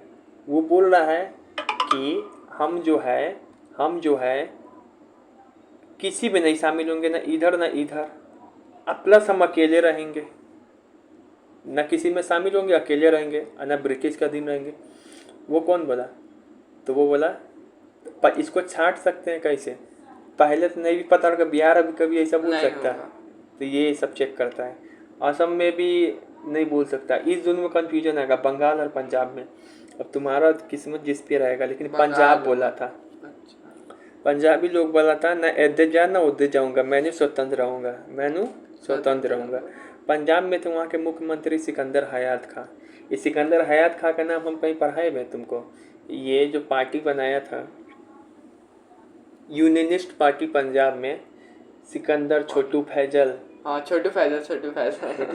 तो उस समय मुख्यमंत्री था। कितना छोटा काम किया छोटू फैजल। तो ये जो है बोला था कि हम अकेले रहेंगे, ये बात। लेकिन फिर भी विभाजन तो हो ही गया। जो वहाँ पे सांप्रदायिक तनाव बढ़ा तो विभाजन हो ही गया। अब बस थोड़ा सा है, जब भारत को स्वतंत्रता प्राप्त हुई तो उस समय यूके में कौन सा पार्टी था? लेबर पार्टी था। उस समय कौन था? इटली था। माउंटबेटन वायसराय के रूप में भारत है, इसको क्या बोल के भेजा गया था? विभाजन को नहीं, यथासंभव भारत को संयुक्त रखने का विशेष हिदायत के साथ भेजा था कि जितना प्रोसेस हो सके तुम प्रोसेस करो। बहुत बेहतरीन क्वेश्चन है, नहीं तो सब विभाजन ही मारेगा। कि तुम जो है इटली बोला था कि यथासंभव अखंड भारत बना के आओ, ठीक है ना। वो नहीं, अपने इल्ज़ाम नहीं लेना चाहता था, ठीक है ना। लेकिन बात किया तो माउंटबेटन उसको लगा कि नहीं, विभाजन करना ही एक विकल्प रह गया। माउंटबेटन योजना आधार किसका बना? देशी विभाजन का और सत्ता हस्तांतरण का, 2-3 दोनों होगा। अब ये तो कोई भी कितना कॉन्सेप्ट वाला क्वेश्चन है। कथन कारण भारतीय राष्ट्रीय कांग्रेस ने माउंटबेटन योजना को स्वीकार किया। हाँ किया। मुस्लिम लीग किया। किस लिए किया? क्योंकि ये दो राष्ट्र सिद्धांत को मानती थी। किस लिए किया? क्योंकि मान लिया कि पाकिस्तान एक हिंदुस्तान। गलत बेहुदा, तुमको पहले ही लाइनें पढ़ाया है, 12 के बुक में भी है, 10th में नहीं है। तो इसमें ये हम आज नहीं पढ़ाए कि कभी भी दो राष्ट्र सिद्धांत को नहीं मानता था कांग्रेस। वो प्रेशर में करना पड़ा एक्सेप्टेंस। हाँ तो करना तो पड़ा ना। करना पड़ा लेकिन मानता नहीं ना था। यहाँ लिख रहा मानता था, कांग्रेस नहीं मानता था, ठीक है। तो जो विभाजन अभी आरोप लगाता है कि देश का विभाजन कर दिया, अरे बोका चोदा, नहीं मानता था, कोई नहीं रोक सकता था। ठीक है, ब्रिटिश प्राइम मिनिस्टर रोक नहीं पाया, ये सब क्या रोक लेता। राजेंद्र प्रसाद कितनी बार कांग्रेस का अध्यक्ष बन चुके थे? 3 बार। 1934 में, 1939 में जब गांधी बोस रिजाइन दे दिए ना, तो गांधी बोले कि हाँ तुम रिजाइन देना चाह रहा, कोई बात नहीं, दो, हमको उसको ऐसे भगाना चाहते थे, तो राजेंद्र बाबू को बना दिए। उसके बाद जो है जो JV कृपलानी जब 1946 से 1947 तक की रहे, उसके बाद जो है ये बन गया, फिर वही बन गया। बेवल कब से कब तक रहा था भारत में? 43 से 47, 43 से 47, 5 साल, 4 साल। उसके बाद जो है कि किसने कहा कि ब्रिटिश शासन अधिक महत्वपूर्ण उपलब्धि रही है? कि किसने कहा कि ब्रिटिश शासन में अधिक महत्वपूर्ण एकीकरण किया? अरे यार KM पन्नीकर, अरे भाई एकीकरण कहाँ के? पी के बोल रहे क्या? एकीकरण कहाँ के? तो बात कर रहे हैं। फिर से ये जो है किसने बोला कि ब्रिटिश राज का शिशु है? कॉपलैंड नाम का आदमी था। ये टाइप कोई स्टेटमेंट है, लेकिन पूछता वो ऐसे स्टेटमेंट बोल देगा, कहेगा कौन बोला। इतना बात याद रखना पड़ता है, हिस्ट्री बहुत टफ है। माउंटबेटन योजना की अध्यक्षता में बना था विभाजन परिषद। भारतीय राष्ट्रीय कांग्रेस का प्रतिनिधित्व किसने किया था? माउंटबेटन से कौन बात करने के? कर रहे थे अरे माउंटबेटन से कौन कौन बात किया था? पटेल, नेहरू, मौलाना का आज़ाद। लेकिन इसका ऑप्शन में इसका भी नाम दिया, लेकिन इसको हम लोग थोड़ा मेनली पटेल और नेहरू से ही बात किया था। क्रिप्स मिशन आया था तो 4 आदमी से बात किया था। मंगल, एक बार याद है मंगल पर आए थे, कौन है एम से? मौलाना आज़ाद, नेहरू, जिन्ना, लियाकत अली। और कैबिनेट मिशन आया था तो वो मौलाना आज़ाद और जिन्ना से बात किया। वेवल योजना भी आया था तो मौलाना आज़ाद और जिन्ना से बात किया। ठीक है, तो पार्टी प्रेसिडेंट का भी नेहरू या वल्लभ भाई। भारत का विभाजन को टालने का अंतिम अवसर कब समाप्त हो गया? कि नहीं अब तो टल ही नहीं सकता। कैबिनेट मिशन, उसमें तो माउंटबेटन में तो स्वीकार कर लिया ना कि हाँ विभाजन देंगे। इंडियन इंडिपेंडेंस एक्ट में भी कर लिया था। और दूसरा जो ऑप्शन बच रहे हैं यहाँ पे क्रिप्स मिशन, विभाजन की बात बोला ही नहीं गया था उसमें। बाकी जो है वेवल प्लान, उसमें भी बोला ही नहीं गया था। बाकी बच गया कैबिनेट मिशन, इसमें भी बोला गया था अंतिम बार विभाजन नहीं रखेंगे, विभाजन नहीं होगा। लेकिन इस हम बोले थे नेहरू को लब लब नहीं बोलने के लिए, पूरा हिंदुस्तान ऐसे रहता, वो गलती से बोल दिया, ठीक मुंह से निकल जाता है। वैसा कुछ नहीं था। अब वो अपने देश के लिए ना बोल रहा था, नहीं नहीं जोश में तो बोल ही देता, कैसे अलग हो जाएगा कोई, ठीक है ना, कोई भी तो होता है। हाँ, तो वो अपना प्लानिंग जो चल रहा था ना, पत्रकार उसके सामने निकल गया। इसी कारण सोच समझ के बोलना चाहिए। तो कैबिनेट मिशन योजना ना जैसे वो असफल हो गया, समझो इसके बाद तो विभाजन होना ही था भारत में, वो अंतिम था, वहाँ तक विभाजन का कोई बात नहीं था। हालांकि तो इसका मतलब कि हम ही लोग चुतिया थे, ब्रिटिश हम लोग को शुरू से रख रहा था, इस पर भी डिबेट होता नहीं रे, उस सलाह इसे तैयार कर दिया था कि विभाजन होना ही था। तो 1905 से मुझे बंगाल विभाजन से ही नहीं समझे।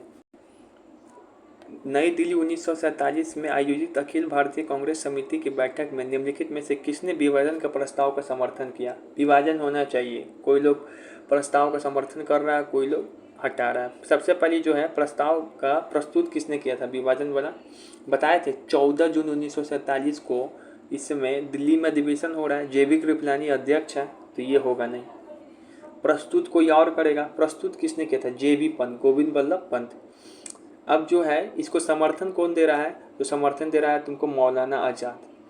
मौलाना आज़ाद बोल रहा है कि बेचारे बहुत अच्छे आदमी थे, ये बोल रहा है कि सलाह वो हम लोग को एकदम पागल कर देगा विभाजन करी तो, ठीक है। लेकिन खान अब्दुल गफ़ार खां हो गए, सैफुद्दीन किचलू हो गए, रॉलेट एक्ट वाला, वो सब भयंकर विरोध कर रहा था कि विभाजन एकदम होना ही नहीं चाहिए, विभाजन एकदम होना ही नहीं चाहिए, बहुत गलत चीज़ है। फिर उसके बाद है पुरुषोत्तम दास टंडन, ये सब भी बोल रहे थे कि विभाजन, पुरुषोत्तम दास वो बिजनेस वाले, हाँ कि विभाजन नहीं होना चाहिए। 1947 के मध्य रात्रि केंद्रीय असेंबली में इकबाल के गीत, मतलब ये हिंदू सीता हमारा जो है इकबाल का गीत है, और जना का मन वो उसका टैगोर का, तो इसको किसने गाया था? MS सुवालक्ष्मी। ये पहली महिला है जिसको भारत रत्न मिला था, ये भी याद रख लो, यही गाई थी। फिर है कि 14 जून 1947 को जब हो रहा था दिल्ली में अधिवेशन, जिसमें विभाजन का प्रस्ताव स्वीकार किया गया, जिसमें कौन विपक्ष में था? आज़ाद तो समर्थन कर रहा था, खान अब्दुल गफ़ार खां, और कौन कौन किया इसका विरोध किया था ये, जिसको एक तो ये हो गया सैफुद्दीन किचलू, देखो पुरुषोत्तम दास टंडन, मौलाना हफीजुर्रहमान भाई, ये सब का देखो मुस्लिम सब कितना अच्छा है। सैफुद्दीन किचलू भी क्या है, ये भी मुसलमान थे, ये लोग नहीं चाह रहा था विभाजन हो। एक है जिम्मरमैन योजना, किससे संबंधित है? जिम्मरमैन योजना, तो जिम्मरमैन योजना है ना, जर्मनी के सहयोग से बना था। ये थोड़ा एक्स्ट्रा क्वेश्चन आ गया। खत्म हो गया, विभाजन हो गया खत्म। लाला हरदयाल, वारिन चट्टोपाध्याय, भूपेंद्र नाथ दत्त सब शामिल था। खत्म हो गया, ये देखिए क्या है, ये नहीं हो गया, ठीक है। अब जो है ना ये कर्जन वाइली का हत्या, सैंडर का हत्या, जैक्सन का हत्या, रैंड्स का हत्या कौन किया, कैसे किसी को सजाना है? देखो जो रैंड है वो है चापेकर बंधु, इसको हत्या कर दिया क्योंकि प्लेग फैला था ना पूना में, तो उसका अरेंजमेंट सही से नहीं कर रहा था 1897 में, मरने दे रहा था लोग को। हाँ, घर में घुस के महिला को पूछताछ के नाम पे शोषण कर दे रहा था। कर्जन वाइली की हत्या जो है मदन लाल धिंगड़ा कहता है कि मैं भारत माँ का सपूत हूँ, इसको करते हुए 1909 में कर्जन वाइली को मारा था मदन लाल धिंगड़ा, लंदन में, याद है? लंदन में उधम सिंह भी मारे हुआ है 1940 में, माइकल ओडायर को। ठीक है ना। उसके बाद जो है जैक्सन की हत्या कौन करता है, तो अनंत लक्ष्मण खेरके, नासिक वाला, 1909 में। कब, तो वाइली की हत्या के बाद इसका हत्या होता है, जैक्सन का। सैंडर्स का हत्या कब होता है, ये तो दिसंबर, भगत सिंह, 17 दिसंबर भगत 1928 सिंह और को। सुखदेव। लाला लाजपत की मृत्यु कब हुई थी, तो नवंबर 1928 को। 28 ये दिसंबर। अब यहाँ पे देखो भारत के विभाजन पे पुस्तक कौन कौन सा लिखा गया है, तब पाकिस्तान या भारत का विभाजन, ये बुक लिख रहा है अम्बेडकर। उसको समझ में नहीं आ रहा पाकिस्तान या भारत का विभाजन, अरे साला भारत का ही विभाजन हो रहा है, जिंदगी भर दलित रहेगा तो। फिर उसके बाद यहाँ पर है भारत विभाजन के गुनाहगार, ये बुक लिख रहा है राम मनोहर लोहिया, लोहिया कॉलेज है उसमें, वो वाला लिख रहा है भारत का गुनाहगार कौन था विभाजन का, तू तो समाजवादी था। फिर है the great partition, the making of India and Pakistan. बताओ इसको ग्रेट पार्टीशन लग रहा है, यास्मीन खान को ग्रेट पार्टीशन लग रहा है, the making of India and Pakistan, ठीक है ना। The other side of silence, ये भी विभाजन पे पुस्तक है, ये लिख रही है उर्वशी बुटालिया। ऐसे भी देखो उर्वशी रतुल्ला एकदम साइलेंस रहेगी, मेकअप करके तो मुँह से चमकाते रहेगी, साइलेंट रहती है। फिर कुछ उपन्यास भी लिखा गया, ट्रेन टू पाकिस्तान, खुशावत सिंह, मतलब पाकिस्तान से ट्रेन चढ़ के चला, इतना खुश है कि खुशावत सिंह बुक लिख दिया। तमस, बहुत फेमस बुक है तमस, इसके ऊपर फिल्म भी है, भीषम शाहनी, भीषम शाहनी। तमस क्या है इस मूवी पर? झूठ सच, ये यशपाल लिख रहा है, एक यश है, वो कभी झूठ बोलता है कभी सच बोलता है। अब ये देखो कितने पाकिस्तान, रे बोका चौदह कम में लिखा, एक क्यों पाकिस्तान है, कितना पाकिस्तान का लगा, 4-5 बोका चौदह कहेंगे, एक क्यों पाकिस्तानी होते हैं, और क्या वो पाकिस्तान चाहिए थोड़ा मिल के वो तो ना मन भर रहा है। उसके बाद ठीक है ना, अब यहाँ पे बोलना कि विभाजन के ऊपर कौन सा उपन्यास है, झूठ सच, यश बोलता है तमस, भीषम करके, कितने पाकिस्तान, मुथु है, छोटे छोटे युद्ध, ये कोई विभाजन के ऊपर बुक नहीं है, ठीक है। फिर से है विभाजन का गुनाहगार कौन लिखा, राम मनोहर लोहिया, जो समाजवादी था। ई तो लिखा था क्या, भारत या पाकिस्तान का विभाजन, दलित रहे, बुक का नाम भी दे रहा है। अब कुछ स्टेटमेंट है विभाजन के ऊपर। नेहरू बोल रहा है 10 मार्च 1947 को कि वर्तमान समस्या का समाधान का ये सर्वोत्तम उपाय है। फिर से JB कृपलानी क्या बोलते हैं, पहली बार कहीं बोल रहे थे, सुन लेते हैं, युद्ध से बेहतर है कि हम उनकी पाकिस्तान की मांग को मान ले। वाह वाह, कृपा कर दीजिए, कृपा कर दीजिए, कृपा करवाएं। माउंटबेटन योजना को तो दोनों स्वीकार कर दिया था, सही है। नेहरू यहाँ पे कहते हैं कि एक बार अंग्रेज को भारत से चले जाने दो, फिर हिंदू मुस्लिम एकता पुनः आ जाएगी तथा संयुक्त भारत का निर्माण हो जाएगा। लेकिन तुम बोल के लड़ाई कर दिया। ठीक है, विभाजन अस्थायी है, विभाजन अस्थायी है, विभाजन शांतिपूर्ण होगा एक बार जब पाकिस्तान का निर्माण हो जाएगा। तो लीग के पास लड़ने के लिए क्या होगा, मतलब बोले पाकिस्तान बन जाएगा तो वहाँ तो कुछ देंगे नहीं, तो वहाँ का जनता इधर आ जाएगा, ये सब चीज़ें। लेकिन तुमको पता है शुरुआत में पाकिस्तान बहुत तेज़ी से आगे बढ़ रहा था, हम लोग धीरे धीरे बढ़ रहे थे। पाकिस्तान फौजी हो गया है, बढ़िया नहीं। विभिन्न धर्मों का एक साथ होना हमारी राजनीतिक स्थिति के लिए बहुत अच्छा होगा, स्ट्रेची बोल रहा है, अंग्रेज का अधिकारी था कि अलग अलग धर्म एक साथ हो जाएंगे ना तो हमारे लिए बहुत अच्छा होगा। इसको पता नहीं, स्ट्रेची को अटैची में गाड़ फाड़ कर रख देगा, अलग अलग धर्म एक साथ हो जाएगा तो, है कि नहीं। स्ट्रेची को गाड़ फाड़ अटैची में पैक कर देगा साला, उल्टा पुल्टा बात बोल रहा। गांधी जी को वन मैन बाउंड्री फोर्स किसने बोला, कोलकाता के टाइम पे। अब यहाँ पे है कुछ और स्टेटमेंट, अंग्रेज ना ही दुश्मन के दुश्मन ना ही मुसलमानों के दोस्त हैं, ना ही हिंदुओं के दुश्मन है ना ही मुसलमानों के दोस्त है। ये खान सर अपने बोल रहे हैं, वली खान, कि देखो हिंदू के दुश्मन नहीं है ना ही मुसलमानों के दोस्त है। फिर बोल रहा है कि भारत को बांटो और राज करो की नीति से जितना नुकसान नहीं हुआ, जितना उन चरणों में जो पावर ट्रांसफ़र कर रहा है उससे ज़्यादा नुकसान हो रहा है। RJ मूर, सांप्रदायिकता से दूसरी सांप्रदायिकता समाप्त नहीं होती है, प्रत्येक सांप्रदायिकता एक दूसरे से पनपती है, ये बोल रहा नेहरू। सांप्रदायिकता वाला बात, ठीक है। फिर है, लास्ट पेज है, गांधी जी और मौलाना आज़ाद ने विभाजन का अंतिम समय तक विरोध किया, ठीक है। विभाजन मेरी लाश से होकर गुजरेगी गांधी जी की, ने कहा था। लेकिन बाद में मौलाना आज़ाद समर्थन दे दिया था जब प्रस्ताव पास हो रहा था। तो 2-3 वर्ष तक लीग स्वयं पाकिस्तान की मांग त्याग देगा। ये मौलाना आज़ाद बोले कि खुद पाकिस्तान की मांग त्याग देगा, आज़ाद हो जाएगा, ठीक है ना। देश कांग्रेसियों को कभी नहीं मतलब कि ये नेहरू वाला ही बात बोल रहा घुमा चुरा के कि पाकिस्तान की मांग त्याग देगा। देश कांग्रेसियों को कभी माफ़ नहीं करेगा अगर वो विभाजन के स्वीकार करते हैं। मौलाना आज़ाद बात ठीक है, माफ़ नहीं करेगा तो तू समर्थन क्यों कर रहा है में लेकिन उल्टा पुल्टा सब बात कर रहा अपने में। यदि हमें पाकिस्तानियों की मांग को स्वीकार, तक क्या उपाय हलता, तुम भी तो समर्थन किया ना बाद में जाके, मजबूरी था। यदि हमने पाकिस्तान की मांग को स्वीकार नहीं किया तो हमारे स्वतंत्रता उपरांत अनेक पाकिस्तानी, पटेल बोला, अगर नहीं हम लोग मानेंगे ना बहुत पाकिस्तान बन जाएगा। इसे ज़बरदस्ती किसी से प्यार नहीं करवाया जाता है, जबरदस्ती बांध के तो नहीं रख सकते। आज हमें पाकिस्तान अथवा आत्महत्या में से किसी एक को चुना होगा, बताइए। जीबी पंत बोल रहा है या तो उर्वशी रतूला चुन लो या पाकिस्तान चुन लो। नेहरू ने भी विभाजन में मुख्य सहमति दे दी थी। पंत ने आत्महत्या वाला बात बोला था। अच्छा, मुस्लिम लीग प्रत्यक्ष कार्रवाई दिवस कब मनाया था? 16 अगस्त 1946 को, याद है ना। डायरेक्ट एक्शन डे कहाँ पे घोषणा किया था? कलकत्ता में, ठीक है ना।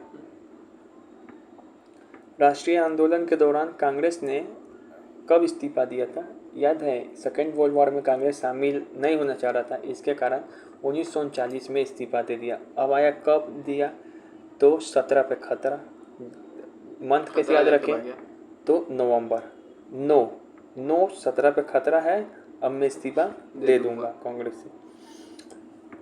इसी का जो 17 नवंबर 1939 को दिया ना, इसी को एक महीना बाद 17 दिसंबर 1939 को जो मुस्लिम लीग है वो एक डे मनाता है जिसका नाम है मुक्ति दिवस। मुक्ति मिल गया मुझे तो, ठीक है। अरे दे दिया, सरकार से चला गया, मुक्ति इसको मिल गया। ऐसी तो हार ही रहा था हर एक जगह। अब हमारा जो बेबल योजना है ना वो छूट गया था, इसी को इसमें पढ़ रहे हैं, पर ये वीडियो भी देख लेना, ठीक है। जो वेफल योजना है वो पहले तो याद रखना चाहिए कि भेजा कौन था? चर्चिल भेजा था। क्यों भेजा था? ताकि जो ब्रिटेन में चुनाव होने वाला है ना, तो इसमें भारतीय का जो संवैधानिक संकट है उसको सॉल्व करके चुनाव में अपना जीत में अपना योगदान बढ़ा सके। फिर से जापान पे आक्रमण का भय था, जापान के आक्रमण का भय। इसी कारण 14 जून 1945 को बेजल योजना प्रस्तुत किया गया, जिसके तहत 25 जून 1945 को शिमला में सभी दलों को, भारत का जितना भी दल है उसमें बुलाया गया। शिमला योजना प्रोविज़न क्या क्या था इसमें? तो गवर्नर जनरल का जो कार्यकारिणी परिषद है ना, उसमें सभी राजनीतिक दल शामिल होंगे। मेन बेबल योजना में यही कहा गया था कि गवर्नर जनरल का जो कार्यकारी परिषद है, एग्जीक्यूटिव काउंसिल, उसका पुनर्गठन होगा। बोला कि इसमें वायसराय और सेनापति के अलावा जितना भी सदस्य है केवल भारतीय होंगे और वो सभी दल से होंगे। और जो विदेशी विभाग है उसका प्रभारी भारतीय ही होगा। और जो रक्षा मंत्रालय होगा वो लेकिन ब्रिटेन के पास होगा। विदेशी विभाग मतलब किससे युद्ध करना है, किससे संधि करना है, किससे संबंध रखना है, ये सब। लेकिन एक चीज़ गलती हो गया, ये सभी राजनीतिक दल होंगे शामिल, लेकिन इसमें हिंदू और मुस्लिम को बराबर सहित अन्य समुदाय को शामिल करने का प्रतिनिधित्व बोला गया। ये जो कार्यकारिणी परिषद में शामिल होगा सभी दल, तो हिंदू मान लीजिए टोटल हमको शामिल करना है 100 लोग, तो 50 वो हिंदू आएगा, इसमें 40 वो हिंदू आएगा, इसमें 40 वो मुस्लिम आएगा। बाकी बीच में दलित भी शामिल होगा, इसमें सिख भी शामिल होगा, यूरोपियन भी शामिल होगा। कौन? इस एग्जीक्यूटिव काउंसिल में। तो यहाँ तक भी सही था, लेकिन इस 40 में भी जो 40 को 40 जो मनोनीत करेगा वो केवल मुस्लिम लीग। बस यहीं पे मामला फंस गया, सांप्रदायिकता बना। फिर ये बोला था कि ये जो नई पुनर्गठन कार्यकारिणी परिषद जो बना है, यही जो है राष्ट्रीय अंतरिम सरकार के रूप में काम करेगा, राष्ट्रीय अंतरिम सरकार के रूप में काम करेगा। और फिर भारत में देख रेख के लिए एक ऊंचा आयुक्त की नियुक्ति की बात भी कही। फिर ये भी बोला था कि जो लोग भारत छोड़ो आंदोलन के समय कैद हो गए थे उसको रिहा भी करेंगे इस योजना के तहत। इसके लिए शिमला 1945 में शिमला में सर्वदलीय सम्मेलन बुलाया जिसमें सभी दल शामिल था, मुस्लिम लीग भी, INC भी, सिख दल भी, सब कोई। फिर बोला कि युद्ध उपरांत ये लोग सभी अपना संविधान बनाएंगे। टोटल बेबल योजना शिमला सम्मेलन का क्या निष्कर्ष निकला कि ब्रिटिश सरकार भारतीयों को सौंपना चाहती थी सत्ता, ये सही है। भारत का संवैधानिक संकट सांप्रदायिक समस्या होने तक बना रहेगा। फिर ये भी समझ में आया कि भारत में तब तक संवैधानिक संकट बना रहेगा जब तक यहाँ पे सांप्रदायिक समस्या है, मुस्लिम लीग और कांग्रेस के बीच, हिंदू मुस्लिम को लेकर। फिर मुस्लिम चाहते थे कि वायसराय का जो कार्यकारिणी परिषद है उसमें सिर्फ मुस्लिम लीग से हो और संसद पर्व में अनुसूचित जनजाति, ईसाई, सिख संख्या शामिल ना हो, जिससे मुस्लिम लीग का प्रतिनिधित्व कम हो जाए। कांग्रेस जो है अपना हिंदूवादी चरित्र का विरोध किया कि बोला कि वो हमारे लोग हर एक संप्रदाय का रिप्रेजेंटेशन कर रहे हैं।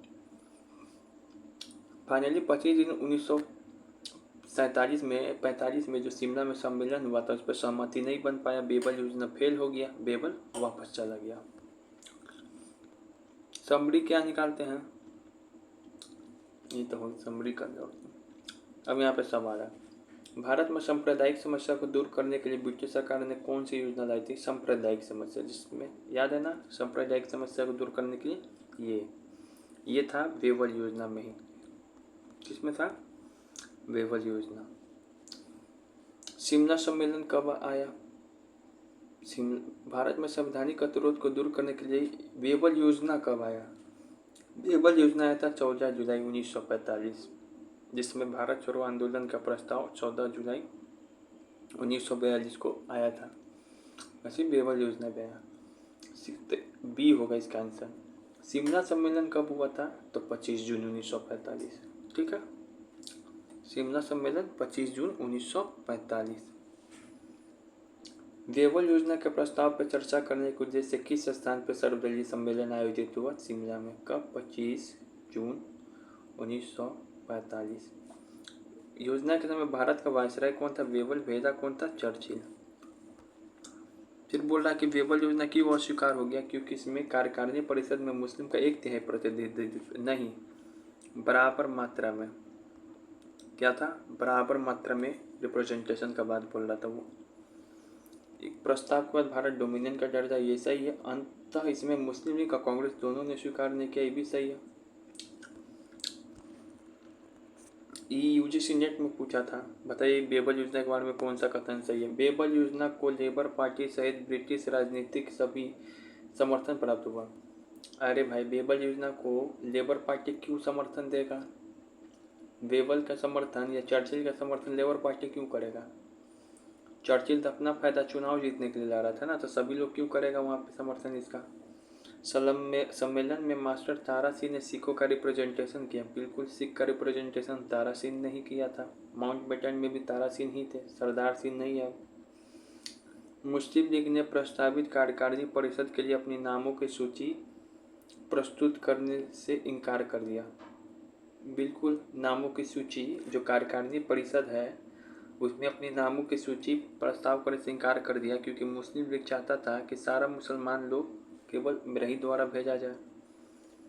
बेबल ने कांग्रेस और यूनियनिस्ट पार्टी से एक मुस्लिम सदस्य और बाकी मुस्लिम लीग से चुनने का प्रस्ताव रखा था। नहीं, ये बात नहीं बोला था कि किससे क्या चुना जाए, ये तो मुस्लिम लीग बोल रहा था कि केवल मेरा आदमी जाए।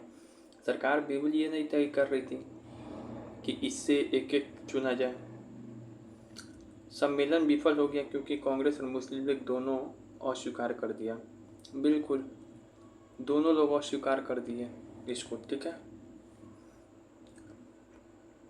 तो यहाँ देखो, यहाँ एक्सप्लेन ये गलत है क्या? ई वाला, ये सम्मेलन मुख्य रूप से मुस्लिम लीग के भारतीय मुसलमानों को एक प्रतिनिधित्व करने के कारण सम्मेलन असफल बना कि इससे कि कांग्रेस समान संख्या में मुस्लिम सदस्य चाहती थी। ठीक है, ये स्टेटमेंट अच्छा से पढ़ो, समान संख्या में नहीं चाहती थी। तो क्या है, गलत है। स्टेटमेंट पूरा पढ़ो, आधा लाइन सही लिखा था, आधा लाइन गलत लिखा था।